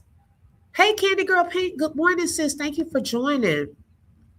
The dad was there because the coaches were called about them bullying a little girl. Word is Mello might have helped the girl. So, but the incident didn't happen the same day, right? Wasn't it a different day? The Metcalf parents were allegedly at the middle school for a meeting about their son's bullying a cheerleader. Okay, because they did come out and talk. His mom, baby, shared that was a real email. Okay. Oh, wow, Patrice. It was the same day? They all need to be investigated. When we going to celebrate my Scorpio friend November 8th. Okay, but this is crazy. Exactly. It is. It's a lot, y'all. This is a lot. I knew that they were there the same day. I didn't know the incident with the cheerleaders were the same day, though. Wow. Okay. One went and saw the video and did something they weren't supposed to do. Two people have received emails after requesting to see the video, basically stating that they're not allowing anyone to see the video. They're going to wait on the Office of the Attorney General's opinion. Wow. So this would be the second time that they're waiting for an Office of Attorney General's opinion, because if I remember correctly, didn't somewhere in between you waiting to get access to see the video, that I remember there was something about the Attorney General, not the Attorney General, but I guess maybe. Yeah. You know what I'm talking about? Yeah, I do. So I think what you're referring to is, after I saw the video, Frisco Independent School District responded to me and they said, "Oh, great, you've seen the video. Now we'll close out your request." And I responded back to them basically stating, "Yes, I've seen the video, but you didn't follow FOIA law, which was you're supposed to email me a copy of the video. And if you don't email it to me in 5 days, I'm going to file a complaint with the Office of the Attorney General." And so that's the decision they're waiting on. So I know, and you also got a letter, I believe. Y'all see another pattern? Have y'all called it out, clocked it yet? Seems like Frisco ISD relies heavily on Ken Paxton. Why? Okay, wow. Even going back then, y'all did not want to send her the video. Where did y'all go? Oh, let's go to Ken Paxton. Okay. Now, all of a sudden, y'all don't want to release the video to the public. Oh, let's go to Ken Paxton. Frisco ISD relies heavily on Ken Paxton, the Attorney General. Okay, I heard that also. Now I see Karmelo's brother is speaking. I don't know if that's his brother, though, y'all. Is that a real brother? I haven't shared it because I'm trying to verify I don't know if that's his real brother. I saw something like that. Exactly, Scorpio, because didn't she work an hour away? Yes. So I never thought about that, that she could have been leaving the middle school. That's why she was able to get there so fast. Oh, wow. And she claimed she was at work in Grand Prairie. Hmm. Now, was it her going to see or just the dad, though, y'all? We don't want to put out no false information. From not, I don't think you got the letter, but some kind of way you uncovered a letter from the prosecution office. It was like a compelling interest Right. letter. So, yeah. So what the district attorney did was, first of all, Frisco Independent School District alerted the district attorney's office that I was requesting the video be emailed to me. And the district attorney's office responded with the compelling interest letter, which I knew they would. And I requested that letter just to see if it existed. And it did, because you saw they sent it to me. Right. And they basically said, we don't want to release this video because there's an ongoing, we have a compelling interest in this video and there's an ongoing investigation. And so they are now, I guess, leveraging That. And with the incident Right, that happened recently with someone going. Now, I could have missed something. I don't know. But y'all see how Frisco is moving. So then they contacted the DA too, to alert the DA about this lady. In Tiffany. with the phone Right. on record. And I know you make a lot of requests, but do you know if anything will come of that? Like, if anything will come of what? For this individual going to see this video. Yeah, I received an email from, so I did file a complaint, and I let Frisco Independent School District, the district attorney's office and Frisco Police Department know that this individual went in and recorded the audio. And the audio of the administrator giving her instruction, giving this individual and another young man instruction. And I sent over that audio to all three agencies. They responded the independent school district, Mike Waldrip, he sent me an email the next morning basically stating that he had forwarded all the information to the police department and that it's under investigation. So that incident now is under investigation. That's interesting to know, to see what comes about of that. So this is, sounds like you're saying it's pretty serious, because I know that there was a lot of discourse about it because there was no audio, right? All of those things. So it seems like they're taking this serious. Yeah, I think for so I emailed, I think it was like 8 p.m. and on a Tuesday or something like that, or Thursday, and they emailed me back pretty quickly. Mike Waldrip, the superintendent, he emailed me back at 8:33 a.m. in the morning. Wow. So the next day. So I think it is something that I think it's something that they're taking very seriously, because I don't think they want people coming in there feeling like they can just record, right? In any case, whether a case happens next year and, what somebody will think is that, oh, because, nothing happened to the other girl, I'm just going to go in here and record. And I don't think they want to set that type of standard. Right. And, so allegedly she was saying another person was saying that they recorded. Okay, she is asking a lot of great questions. She said that's why Hunter's phone was in his mom's car. They had just left that meeting. Oh, wow. Y'all, I didn't even know all of that. Y'all be keeping up. See, thank y'all for sharing. We're going to still say allegedly. Okay. That's understandable.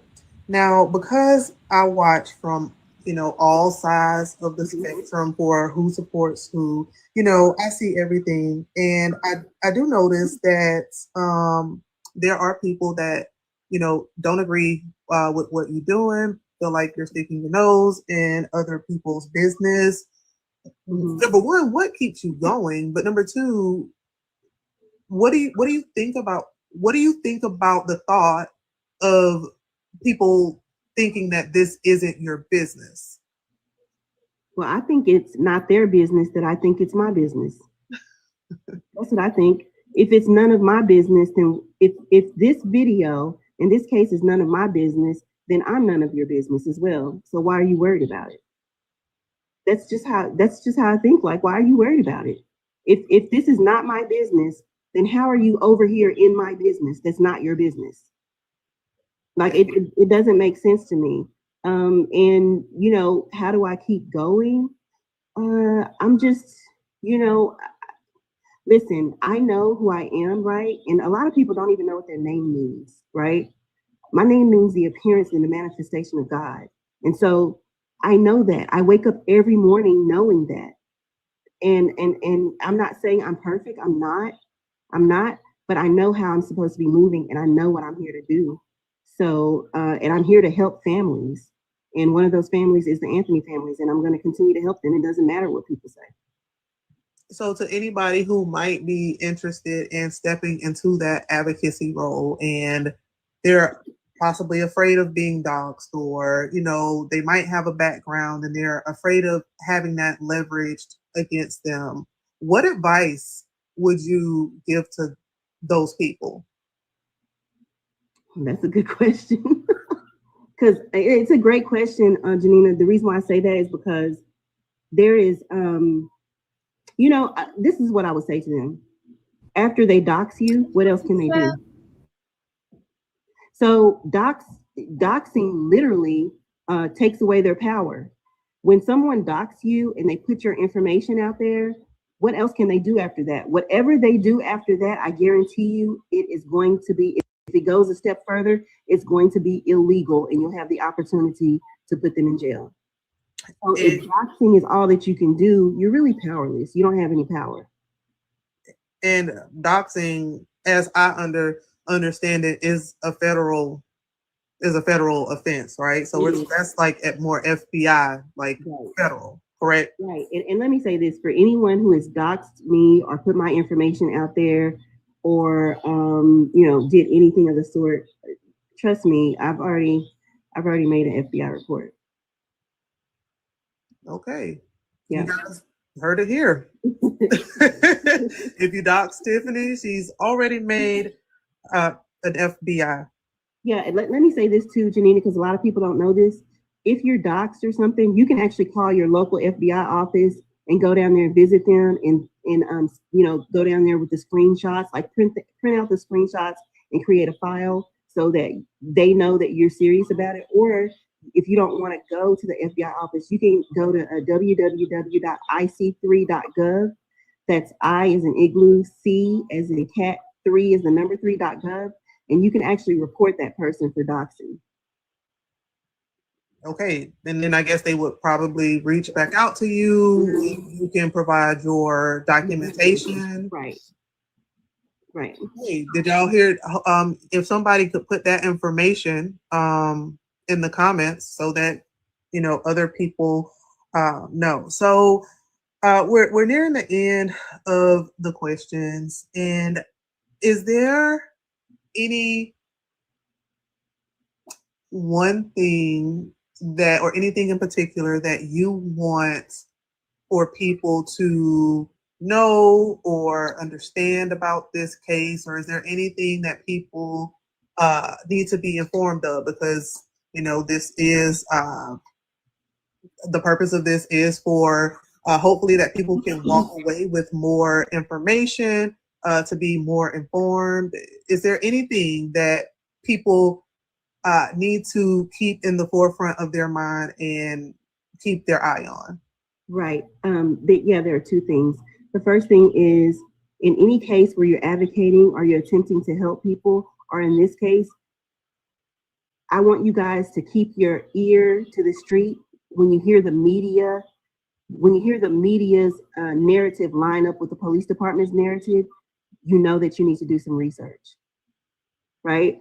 Because a lot of times the media, the police department, and the district attorney will align their stories. All of their stories will sound the same. But when you begin to dig and get documentation and video evidence, then you're going to find out the truth. Also, now that's a good point, y'all. We've noticed that after the trial. Okay. I'm telling you, that is a very good point right there. social media and social media influencers are the new journalists, right? Remember, we had all those media outlets going and they were saying we couldn't see anything on the video, we couldn't see anything. And that's simply not true. We had regular citizens go in and say that they could see, and everybody's story was lining up. And so I think it's important to know that when you push narratives that are untrue, that's dangerous. That's dangerous. It's okay to investigate the media. It's okay to investigate the police. It's okay to investigate the district attorney's office. You must be fearless and relentless. And I want to close with saying, or not close, but just kind of end what I'm saying with you guys. We're going to continue to advocate for Karmelo Anthony because we believe that he is innocent. We know that the video shows that he is innocent. And no matter what campaign comes up, we're going to continue to give to the Give, Send, and Go and continue to support the Anthony family. Okay, and so on your journey and in the capacity that you are advocating for this case, what is next for you? Are you just going to keep your eyes on things as they progress, or is there anything specific that you are tackling that you plan on tackling over this period of now in between the Yes, I agree with you. Welcome to Millionaire. She said they tried to trick young Mello out of his spot, but they only helped him find his purpose. Ooh, that's deep. I love that. And you know what? The family has spoken, and they did not tell like names or give anyone's names out, but they did say there were a lot of people in their ear that were, telling them not to talk to this one, not to do this, not to do that. And I feel like some people, I don't know who, had personal agendas, and all of that behind the scene mess affected Carmelo's case ultimately. You see what I'm saying? Like, it should be one purpose. What did the family want? What did the lawyers, okay, how can they all work as a team to let him have a fair trial? But some of this other stuff that was going on, it seemed to have been um, a distraction and was like rubbing certain people the wrong way. People were already getting into it. It was a lot that we did not know, as we can tell. case, or well, the trial starting June 1st of 2026. Right.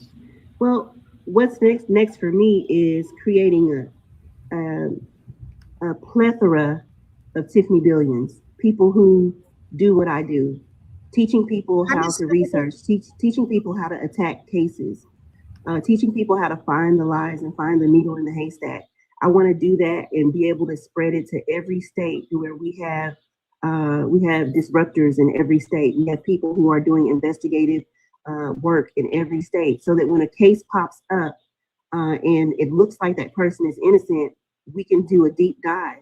We can do a deep dive on people who are incarcerated falsely, and we can pull evidence that probably was exculpatory if it had been presented in court, and we can secure their freedom, and prove that they're innocent. So I just want to create like a million Tiffany billions, whether you're male or female, to go out there and do the work done and set people free.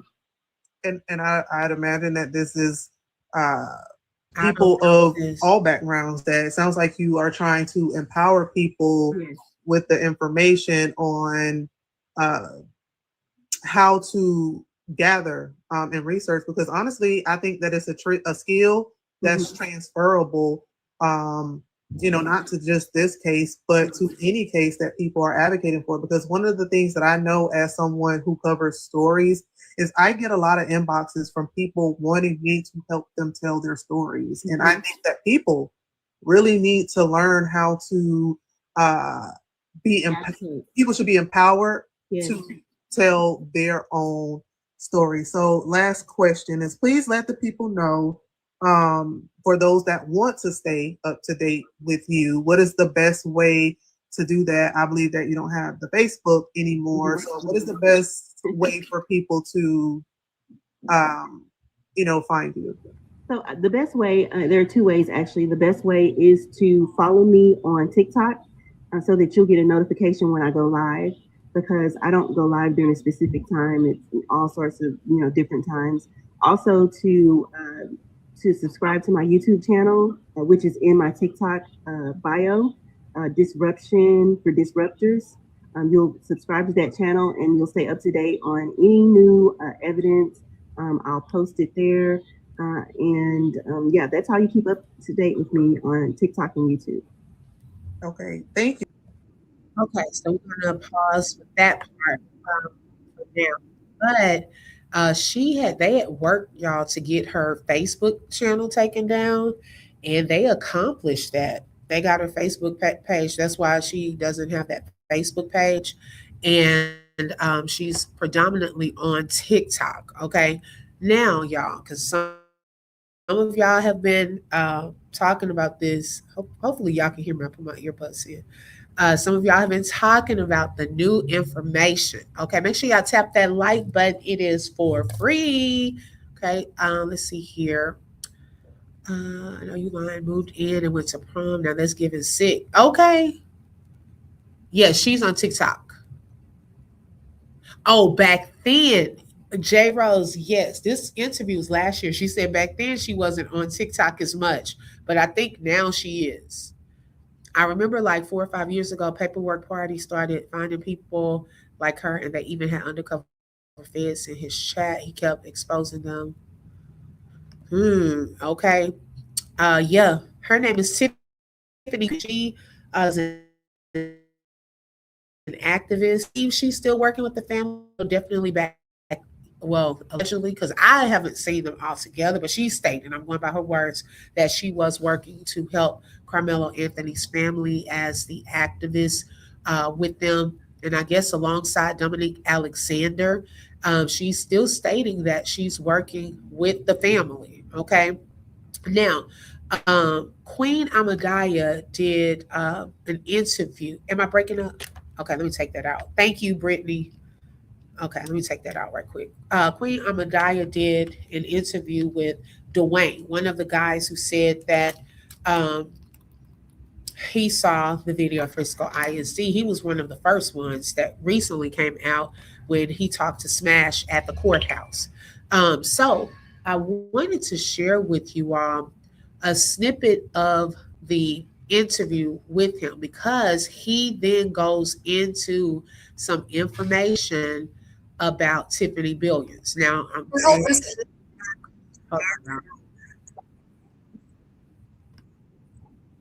okay, let me pause that. Okay. And so I'm saying, allegedly, I broke up again. Can y'all hear me now? Let me move my computer over some. Is that better? Put a 1 if that's better.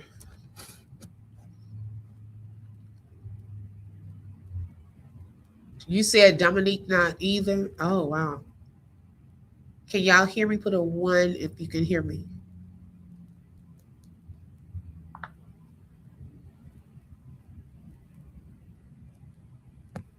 I know it takes a little time. Okay, thank you, Monica. Okay.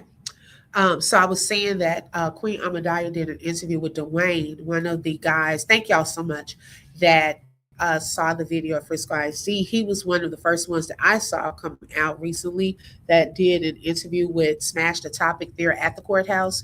And so he then addresses, because he's had conversations allegedly with Tiffany, okay, and was a part, I guess, of the group that were pretty much organizing and working together, working on justice for Karmelo. So let's take a listen to some of the things that he stated. Like I said, I don't know any of these people. Okay. I don't know any of them. We reacting to some stuff that they've said, child. And hey, okay, people can form their own opinion, do their own research. Shout out to Queen Amadaya Shakir for this footage. Make sure y'all tap into her.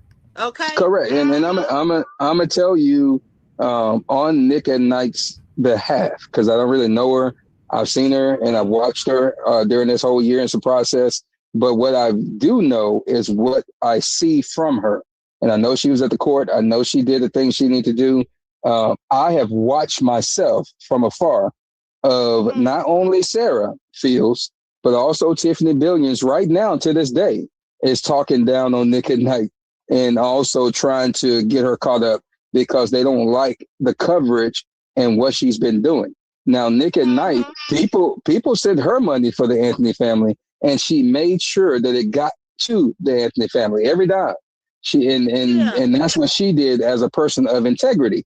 And so Tiffany and Sarah didn't like that because they both work together and they're tied together. And so they both are attacking this woman when she just really stepped up and just because of her compassion, she's helping out this family and helping out Karmelo. And so those type of things I don't like. And I've seen it with my own eyes. So if they're saying that, trust me, it happened because I watched it happen. And I know from just a phone call today, Tiffany Billions was actually talking about Nick at Night just yesterday and today and throwing salt on her name because Dominique Alexander actually confirmed that Nick at Night actually was doing everything she said she was doing and that the family confirmed that she did everything that she said she did. Now, allegedly, when they're saying Nick at Night, she had collected money or had money, I guess, sent to the family. And so Dominique Alexander, I guess, still keeps in contact with the family. And he confirmed that everything that Nick at Night said that she was going to do, she did. Okay. They've been cut Dominique off, but he not telling that. And her too, she been getting money and keeping it. We're gonna say allegedly, okay? Because I don't know, y'all. So Tiffany was a mo out the gates. I don't know. I'm just listening. Hey, I'm listening just like y'all are. But I mean, her and the S lady, I'm not saying her name here. It seems like they're going back and forth, putting lawsuits on each other, defamation lawsuits. So that's a whole thing that they have going on. So I don't know how you working together and still filing lawsuits on each other. I don't know, child. It's a lot going on with this, okay? But it looks as though those two allegedly don't like Nick at Night. And we saw when Nick at Night was there at the courthouse, how she started getting attacked there. And then there was also some other attacks online. And she said people were calling her out, sharing, her in different groups and so forth. So that's a real thing.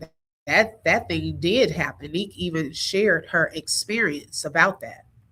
And Tiffany Billions was upset with that. So yes, Sarah Fields, Tiffany McAdoo Billions, they are trying to take down anyone that stands up for this family. Not only Nick at Night, but also John Effects. He was covering this case as well.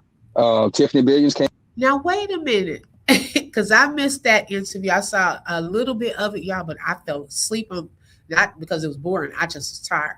So she said Dominique was cut off last year from the Anthony family per the Anthony's pastor. He said that last night, but he's still out here acting like he's a part of this whole movement. Okay, this is why when I said that earlier, y'all, this is why it would be beneficial if the family did come out and do some type of video or conference, press conference or something, just to kind of give an idea or the people who the trusted individuals are that are working with them and on their behalf. Because you got to be careful of people collecting money and the family doesn't know about it or doing this, doing that, just to cover yourself. Okay, so he's confirming that Nick at Night did, I guess he spoke with the family and confirmed that. So I don't know. They capping, he goes, Dominique saying, even though I'm not working for them, I will always love Boy by Mess Mellow Up. Okay, the sad part is the real issue is being lost in translation. They'll do anything to distract us. United we stand, divided we fall. Say that again. Okay, I believe that too. Hey, Mama Magazine, welcome. Allegedly, Dominique is part of a community program started using Karmelo's name to get donations. Wow. Right. They don't have to discuss the appeal, but at least let everyone know who the trusted individuals are and then what are are the trusted ways of getting funds to you, because people will look at how folks are falling apart, talking about one another, and see the enemy operates in chaos and confusion. Okay. Um, and so to nip all that in the bud, I'll be like, look, this is how you can get money to us. These are the people who are a part of our trusted team. And then that squashes all this. Oh, this person said I could donate to this person. This person said give it to such and such. Now that person ain't working with them no more. Well, then, it's a lot of confusion. It's a lot of confusion. I'm not sure he mentioned it last night because I fell asleep too. It was mentioned on another interview the pastor did. Okay, got you. Got you. Came after him because the family spoke out with him as well directly. She went after him and did all kind of things to that man on the live. So it's just those type of things that not only the family but advocates of the family had to deal with. And all along, Tiffany Billions was telling the family not to speak to people like myself and a few other people. And as Drew Anthony said on his interview, he said he wished he would have went rogue and spoke to those people that they were telling him not to, because he knows now that his son wouldn't even be in prison if they would have listened to the things that we were saying. So the family did say that on that interview. I know with what was the lady's name on IG? Was it Monique Brown TV, or something to that effect? We watched the interview. It was on the Breakfast Club too. Um, Now they did mention that they did not call out names, but they did. You did, Miss Lady T. He said that because I remember the parents said people were behind the scenes telling them who to talk to, who not to talk to. Now they didn't say who was telling them that, and they didn't say who they were referring to. Now it appears as though Dwayne is saying he was one of the people that she was allegedly telling the family not to talk to. Okay. So I was like, wow. And she said, okay, because we know God is not the author of confusion. Okay. Clock it. In the beginning last year. Yeah. Right. Now, Hey, I went on Tiffany Billion's page the other day after me and you spoke, and she has all the stuff on there. I mean, if I didn't know any better, you would swear that she was going hard in the paint for Karmelo. Yeah, because so most of that stuff comes from myself. It comes from this lady named Yoli. It comes from a few people that we did FOIA requests, and we were getting the information because, again, we were all working together to advocate for Karmelo. And Tiffany Billions kind of worked herself into the fray of what we were doing and kind of took over, and we all just kind of followed. And to our wow, did y'all hear that? So he's saying that they have been on it as well, getting FOIA requests. Because see, people thinking, oh, we a team, we working together. You get this part done, you get this part done. So then it started being that she was there, and remember, someone said earlier, was she the one getting the PI? So she's getting all the information, and it seems as though, from what he's describing, she just kind of became the leader.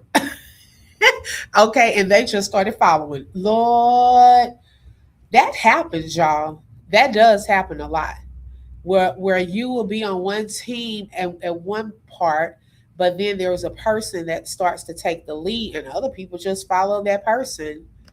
hmm And once they got you, they got you. Hey, Becca, welcome. behest and later on defeat, we found out that she was fraudulent. And so we start calling her out. And by that time, she has loyal zombies that follow her. And I call them that because they can't think for themselves. And they just follow her blindly, knowing that this woman has done all that she's done, because we talked to them directly and they know she's done what she's done. But they stick there because they feel it's for the betterment of Karmelo. And it's not. Karmelo would not be in prison right now if Tiffany had not blocked myself and others from getting on the phone with Drew Anthony and Kayla and everybody else and firing Mike Howard and putting in the motions to get this case dismissed back in August. Wow. So he said this goes back to August of last year. Allegedly, she was blocking people from talking to the family that had information that could have helped in Carmelo Anthony's case. Okay. So, y'all, this thing, Shawana, girl, I don't know what to say. But because I've seen it happen, y'all, you got to be careful who you allow close to you and on your team. Like, really vet people, really know who's in your ear. Because some people will get close enough to you to be in your ear and can turn you against the very people that God could be sending to be a blessing to you, or that could really be helpful to you. But because they've listened to the snake, they turned on you. Now it seems as though the parents see what happened. Okay, now it's there. So this is a lot. They were going after each other, and it seems like even on their own team, there started being some backbiting. Wow. Yes, and definitely in your space. Yep, you have a lot of monitoring spirits, child. I just be like, give them something to look at, child. The Lord does it all anyway. So if you gonna monitor something, know who's doing it. Okay, who gets the glory? Come on now, because you have people that wake up every day, coming to your channel, looking to see what you're doing, what you got going on, child, looking at your life on Facebook, looking at this, looking at that, child, not trying to support, but just being nosy, monitoring what you're doing, and hoping some hope for your downfall. Okay, and then now look at this. This is so crazy. This is so crazy. So this is with Anthony team. That's why I was telling y'all earlier, a lot of this stuff that's taking place right now is not the time. Okay.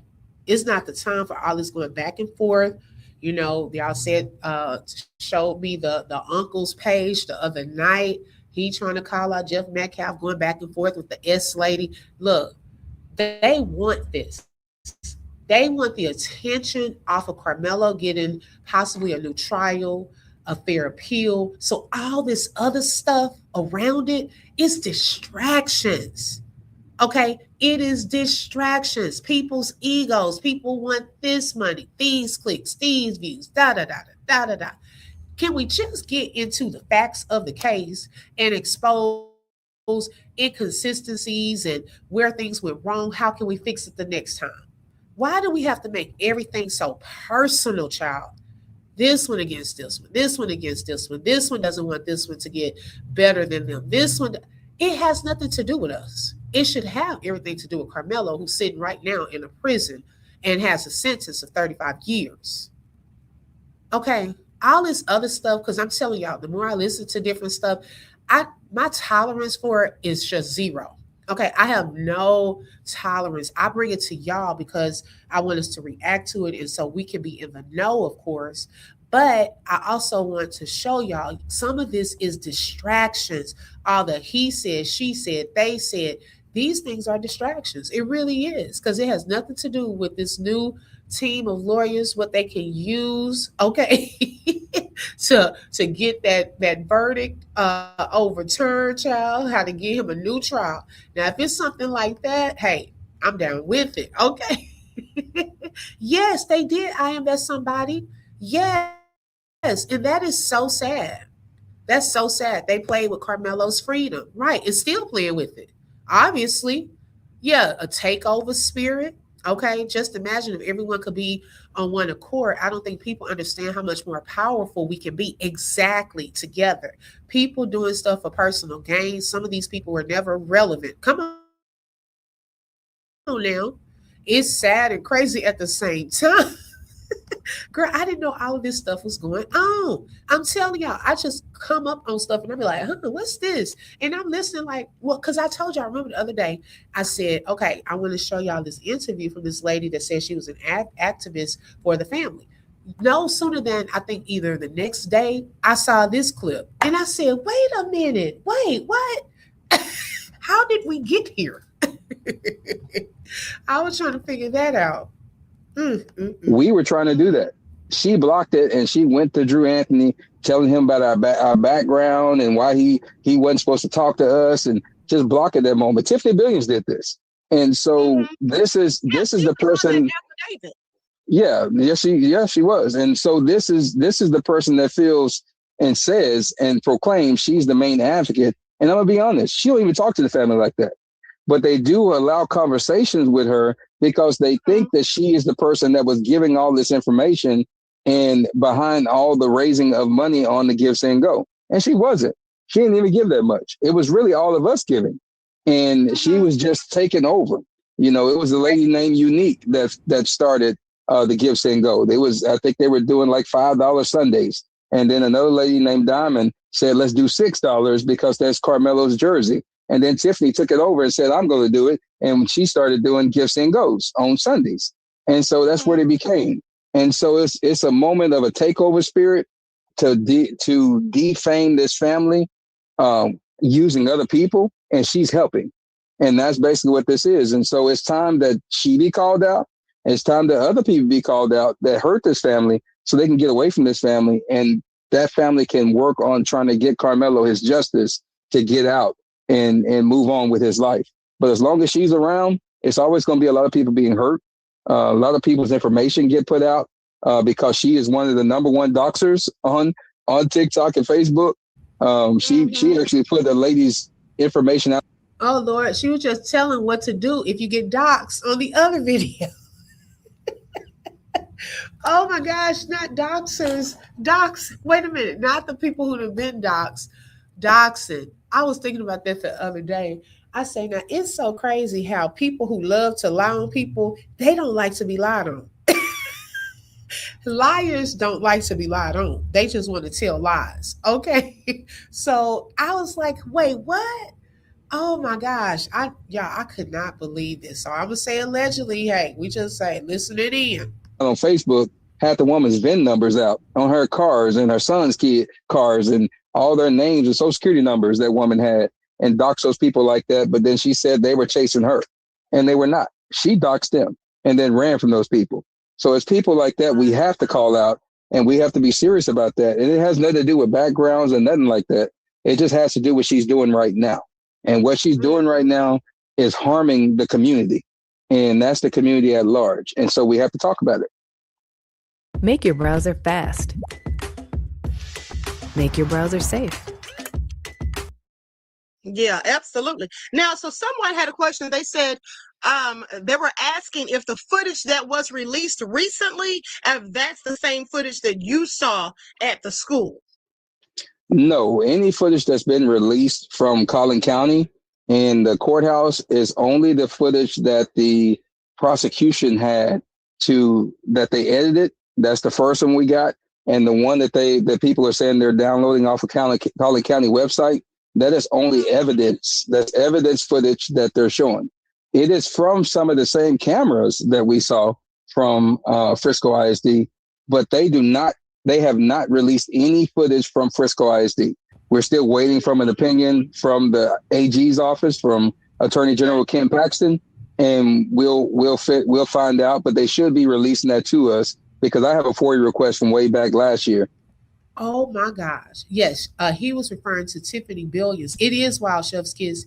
Now, he's saying that the footage that we're seeing it's angles from the same cameras and so forth. But there's footage that they've seen that is not like that, y'all, that's clearer. And we can tell that there are clear views. Okay. Also, you can tell too that the whole crime scene was not included on the video footage because on the pictures from the evidence, they had taped off from the looking at it, from our view forward to the right side of the tents, right? They sectioned off that, but they went all the way around Liberty's tents also on the left side. So if you're going to show the jury the crime scene, okay, then that needs to encompass Liberty too.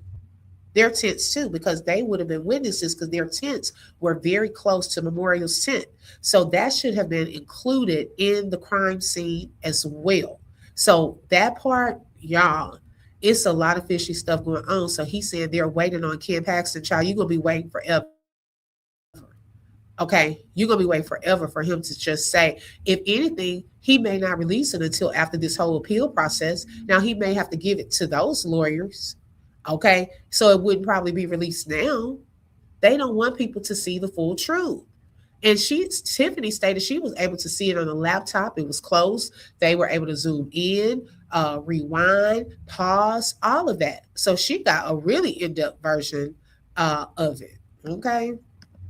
To get the actual footage. Then I put in another FOIA request to see the footage. So we're still waiting on that stuff to be released to us. But no, that is not the exact same footage, but it is part of the footage and from the footage from the original video.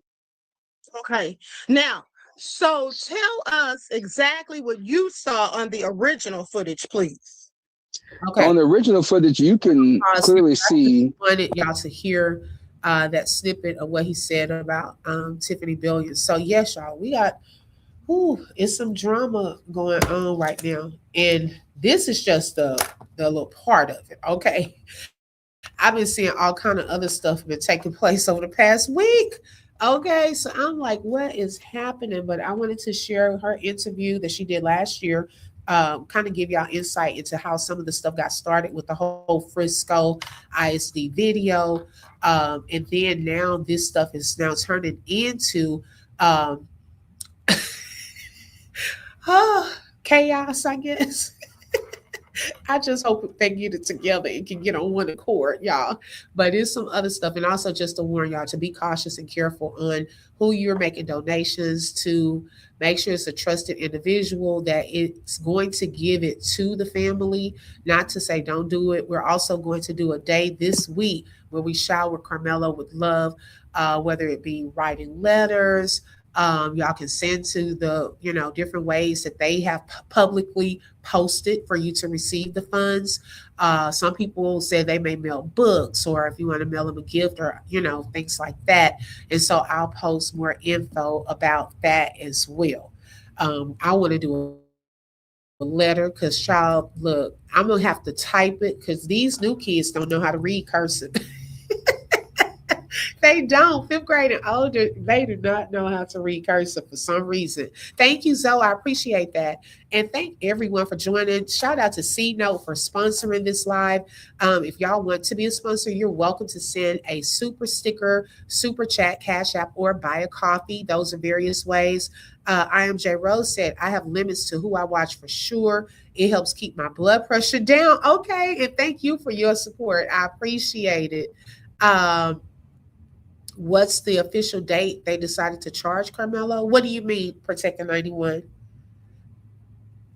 Yes, Patrice, did you notice that? You see how we're getting different answers about different things. The PI that you never heard anything from. We still don't know who the PI is for Tyrone's case. Okay.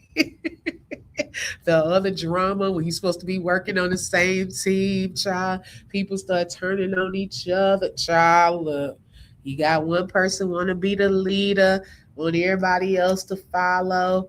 I mean, it's all kind of stuff that it happens in a lot of these cases. You would be surprised at how it all turns to this. It all turns to this. Eventually, in the last few cases I've covered, the other people who saw the video said it could not be rewound fast. Yeah, right. She said she was able to. They did it. And something else that stood out to me, she said they couldn't get the video to play in one room on one laptop. So they took them to this other nook, another room to watch it. And the table was high up, like chest height, and they could see it close. She could extend her hand. That's how close she was. And the attorney there zoomed in, rewind, paused it. She got a good look. So, and her first thing she said was she was wondering why are they telling a different story out here after she saw that video. That's what she said. He was being held, but when did they actually charge him with the crime? Because investigations was ongoing. Oh, that's a good point, Protector 91. I don't know. And then where's the you know what? This is another way that this is like Tyrone's case. Where's the interrogation room footage? You know how on Court TV or some of these law and crime shows where they show the interrogation footage? Where's that? I want to hear what questions they asked him behind the scenes too. Okay, it takes money to fight corruption. Right. Hey, Shanta, welcome. You're right about that, Angel. Yeah, I agree. It does take money. And y'all, these people are highly connected. And you notice how Frisco alerted the proper people to be on the lookout for certain people. That's why she said she used an alias. Okay. Because now she out here, she was talking about the video and telling what she saw. They didn't like that. So they started putting more restrictions. Okay. Hey, Zoe, welcome. Carmelo reminds me of Amos in the Bible, how God used him to send a message. Right. Okay. That's a good point, too. Yeah. This is sad, y'all. We just got to pray that there's unity, that the mission and task at hand is focused and followed, and that it doesn't turn into a whole circus show. Okay. Like, we can't do this right now because it did not go over too well the first time with all of this stuff that we didn't know about. This is crazy work. So hopefully the family will say something. I'm hoping that that pastor maybe can maybe have, you know how some of the pastors at their churches, they have like little press conferences. Maybe they could get something like that where the attorneys, oh, but I did see somewhere where they said the attorneys were eventually going to do like a little press conference. So hopefully during that time they can kind of share who's on their team and who's not. And if you're not on the team with the Carmelo Anthony, when I'm talking about on the team, I'm talking about trusted individuals that have conversations with them, really have their best interests at heart, working with them. Please step aside. Like, please stop, because you're causing a distraction. You're not really there to help. Okay. And it's confusing people. Okay. So just stop. Like, find something else to do. Find another case, because it didn't go over too well the first time. And that is so sad that it got to that. And his parents spoke about that. So that's not something new. They spoke about it during their interview. Okay. It's just unnecessary for it to turn like this. But we are still praying that, you know, he gets a fair appeal and or new trial, and hopefully a change in venue that is not even there. And they need to look over the processes of the how all of this was handled. Okay, right. They need to look over the actually happened with this case. It needs to be investigated. This, I've never seen anything like this.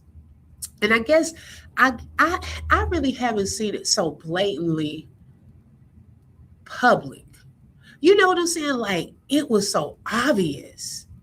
That's the part that I think I'm a little more shocked at. Some people try to hide it, but it wasn't even hidden, child. It was out in plain view. I guess that's the part that I'm just really shocked. It's the audacity, okay? But I don't know. We'll see. But y'all, that was all that I had for this morning. Make sure y'all tap into some of the replays that I did this weekend over some of the videos, y'all. What, you know what? I do want to pull this one up because some of y'all may not have seen this little short video of this lady breaking down the actual weapon, y'all. This thing caught me. When I tell you, I hope the dream team sees this lady's breakdown, because this would actually show you that if that knife was not extended the way that it should have been, you know, after stabbing someone, he would not have had enough time, okay, to do all of the that she's taking to show how that tool works. Okay.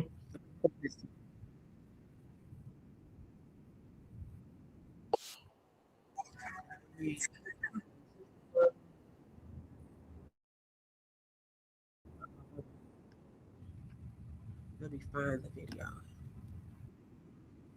All right. The guy who threatened Carmelo got beat up yesterday. Yes, girl. I saw that Candy Girl P. Girl, he need to stop. Okay. I saw them kicking him all in the behind and everything. All right, here we go. Y'all a quick lesson on these knives, right? Because we carry them. We all have them because they have a window breaker on them,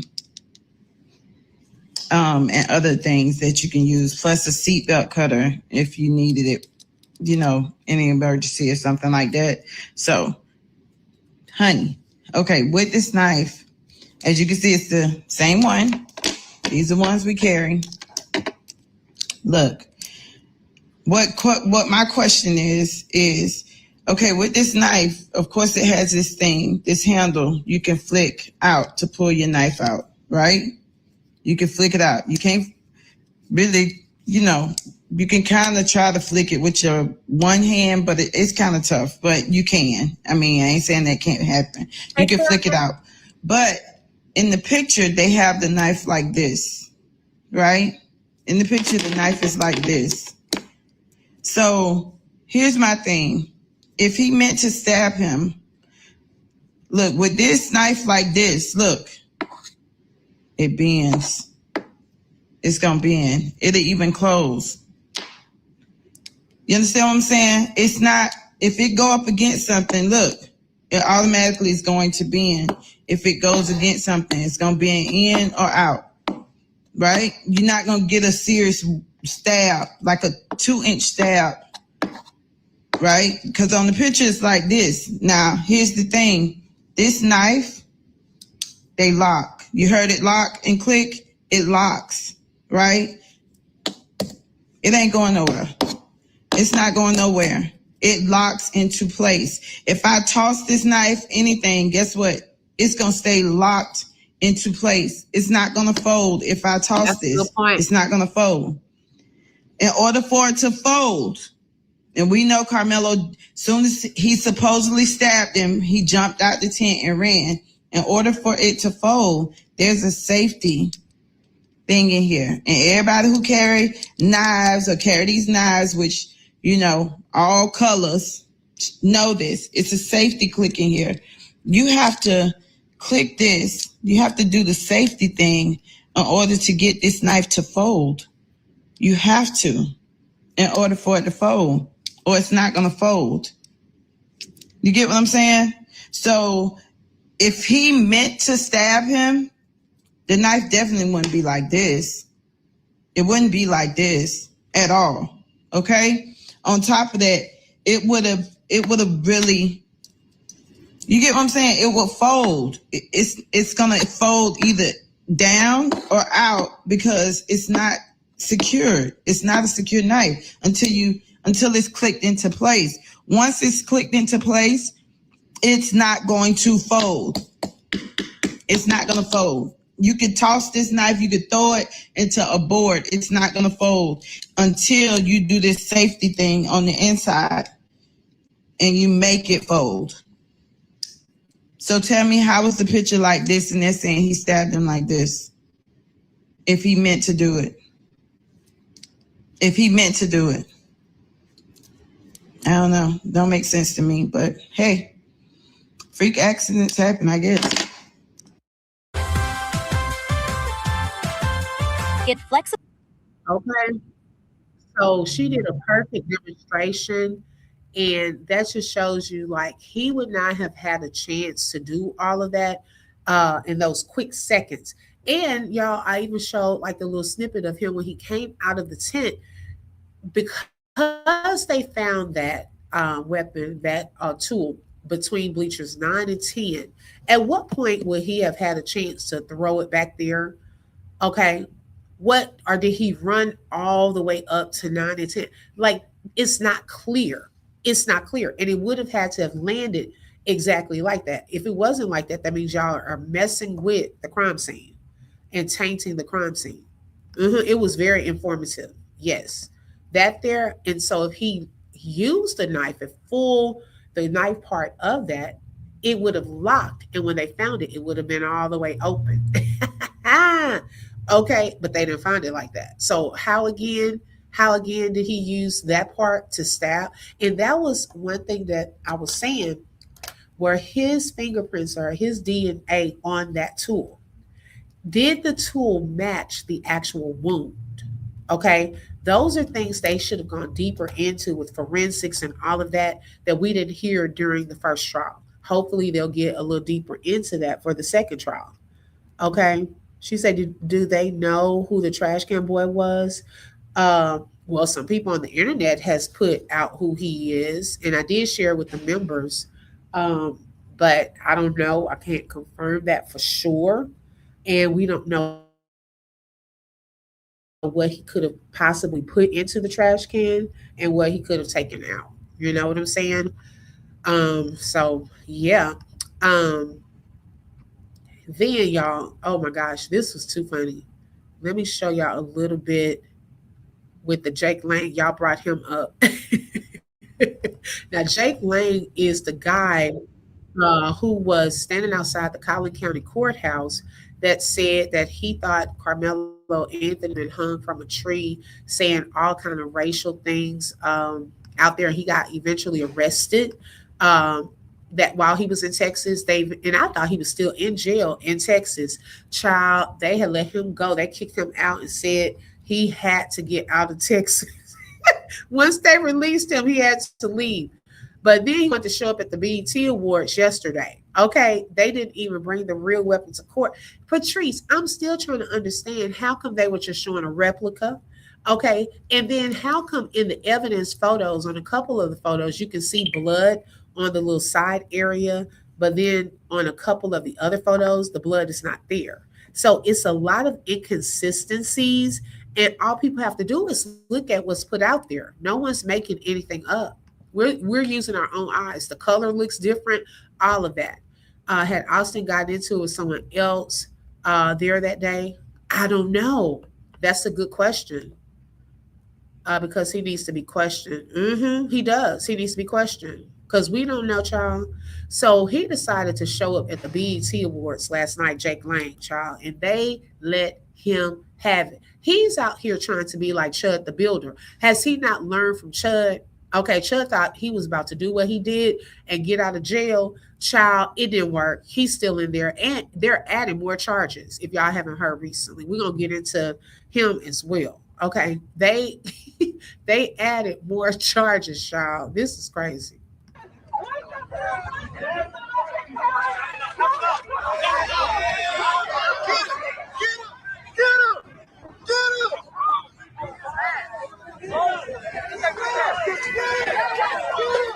He said on his sign, black parents are failures.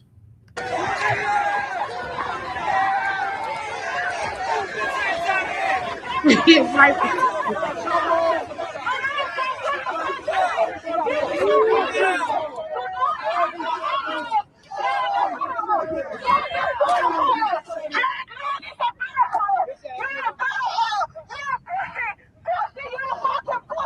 Right, American God. You're welcome.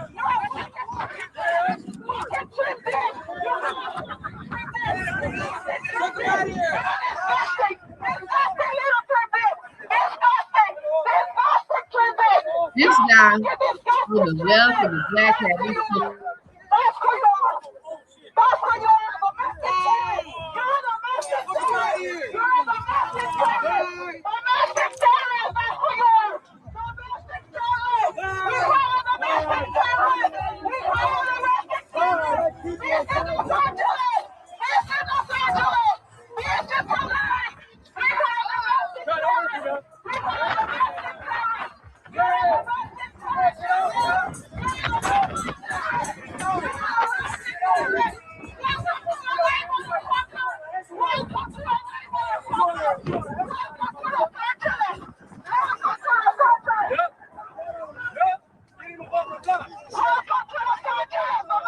Now, here at the Open Book, we don't condone any violence of any sort, any racism.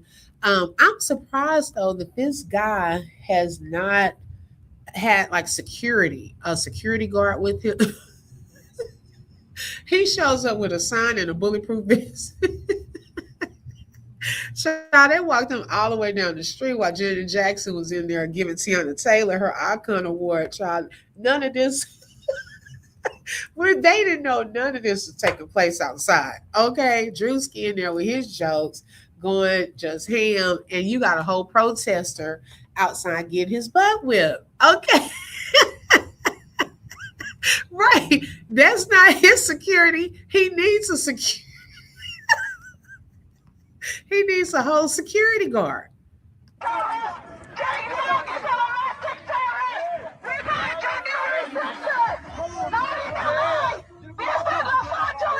No, he needs a real one here.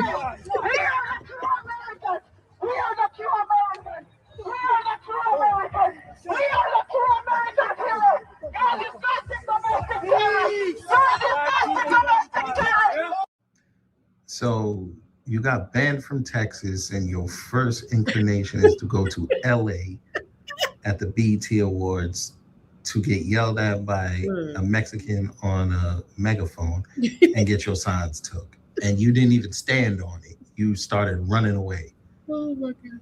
and got your hat took. Um, yeah, you're in whole L. Oh my God, y'all, that was funny. I just cannot believe he did that, went to BET. That when someone said that yesterday, I said, huh? Girl, why? It wasn't until I looked it up and I said, oh, yeah, I guess so. Okay. Hey, Detective London, welcome. She said, I'm late to the chat, but I've been listening. Thank you so much. I appreciate that. Yeah, he is dead wrong. That lady did not let up either. We heard her voice the whole time. They done sent him way down the street, no bicycle or nothing. Okay. Baby, he has to walk. Okay. Hey, Grandma of Five, welcome. Seems like they were fighting to get it from him. Yes, baby, he needs a real security guard. That security guard was getting his butt whipped. You need one that does not get their butt whipped, okay, with you. That's not real security to me.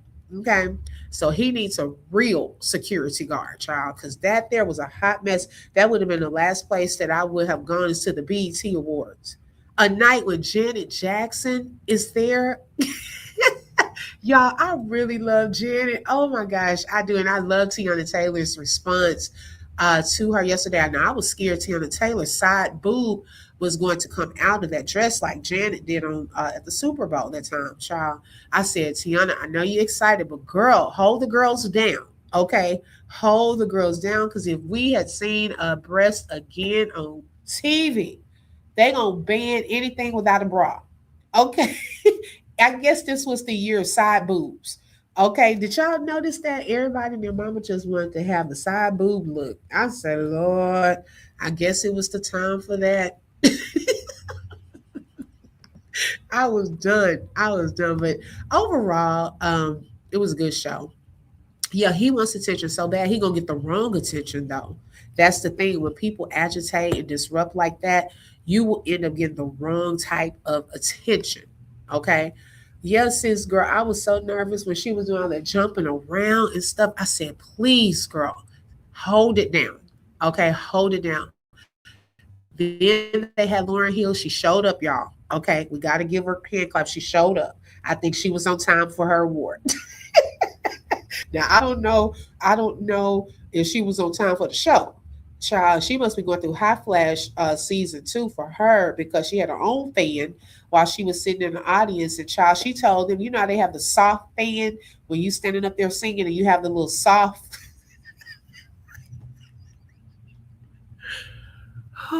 You have the little soft blow to your hair, girl. Oh my gosh, Lauren Hill told them to put it on high. She high blast. The girl is doing hot flashes, I guess. Child, I thought that thing that fan was gonna knock her off the stage. Now she don't have the hairstyle to blow, but we could tell how fast and how high it was by the way her dress was blowing. Oh my God, right. Everybody ain't playing, child. I love Lauren Young. Me too. That was a sense of nostalgia hearing all those older songs. And her daughter was one of the singers too that dedicated a song to her. And I love Lauren Hill's reaction to all of the singers that were out there singing. So shout out to her as well. Cardi B. Now I can say I love Cardi B's entrance with the motorcycle and how they had the whole graphics. That was neat. That was so neat. I like that. So she did a good job. I was telling my husband I like Cardi B for the simple fact of how she uses her platform when she speaks up against injustices. Now, I may not understand some of her songs and music, child, but I love the fact that she will speak up and call stuff out. Okay, girl, these people have me tickled. Oh my God. Mm-mm. I was I know it's the only things that stood out that was like kind of, for the most part, everything was great. I didn't see the beginning. I have to go back and watch the replay of the beginning because we got home a little late last night. But y'all, when I come back on another live and we just cutting up, I'm gonna have to tell y'all about that second service. Yesterday I told y'all what happened at the first service. Somebody moved my purse. I got to tell y'all what happened at the second. Y'all not gonna believe what happened at the second service. I say the Lord must be working on my character development. Okay, because anytime I'm in situations like this, I have to question what's really going on, Jesus. Okay. But y'all, thank y'all so much for joining on today. I appreciate all of the support. Thank you, thank you, thank you. Make sure y'all tap that like button. It is for free. Also, don't forget to hype up the video. Okay. She said once Karmelo walks, he will be famous. Yes, yes. And he needs to send all of them nothing but watermelons. Okay. Just go ahead and fill up their whole line with watermelons. Since they want to be funny, I would have them donated. Okay, just don't donate watermelons to their funds. Okay, be like, go buy you 10 watermelons. Okay, child, I would turn that thing around, get that name copyrighted. Every time they want to use it, they're gonna have to pay me, and I'm gonna have a whole watermelon patch on your lawn since you want it to be funny. Use some of your funds, Karmelo, save it to the side and have all of them, like probably do hundreds. Okay, hundreds of watermelons sent to the DA, the judge, the dad, all of them that wants to be out here being funny and messing with your whole freedom. Okay, you better make a bag off of it like Candy Burris does every time somebody tries to call her out or talk about her. She turns it into a whole bag. Okay, so that's my advice, Karmelo. Burning up everything now. Right. Okay. We'll catch the replay. Thanks for all your hard work, OB. Thank you, Monica. Look, thank y'all for y'all support too. I really appreciate it, especially those of you who come in every time showing support and love. Thank y'all so, so much. It does not go unseen or unnoticed. I appreciate it. She said, drop some seeds too. Right. I would drop seeds wherever look, he just needs to go by. You know how we have drive-by shooters? No, drive-by seedlings. Okay. I would just go by the houses and just do it during the springtime. Do it during the springtime, child. When it's raining a lot in Texas, child, go get a bunch of watermelon seeds and just throw them out there into their yards. They'll come outside one day and like, what is this? Every time you see a watermelon, you gonna think of me and my victory. like Miss Seeley said on the color purple. Okay. What did she say? Till you everything you think about gonna fail, baby. Every time you walk out here, you gonna see a watermelon, and you won't call nobody else a watermelon felon. I bet once you see all these different watermelons out here in your front yard. You too, Angel. Thank you so much. Yeah, do it every year. Get a t-shirt. Oh, be like, get a t-shirt. Now who's the watermelon felon? Baby, every time they walk outside and see a watermelon, every time you go to a grocery store and see a watermelon, you're going to think of me and my victory. Child, I would turn that thing around on him so fast. They walk outside. Another watermelon. they think they think, oh, let's throw all these watermelons away because they think they trying to be funny. Child, another one pop up. You come outside, another one, and another one. Come on now. Y'all know how like on the hill, that girl put a whole bunch of toilets on that lady's front lawn, y'all. I would have their lawns looking just like that. And I would take pictures. I would keep those pictures. Every time y'all want to say watermelon felon, you paying me. And every time you see a watermelon, you going to think of me and my victory. Okay? Yeah, like rice at a wedding, drive-by seedling. Okay? We don't condone any violence of any sort here at the Open Book. But hey, when you got some watermelon seeds, just throw them out in the yard. Okay.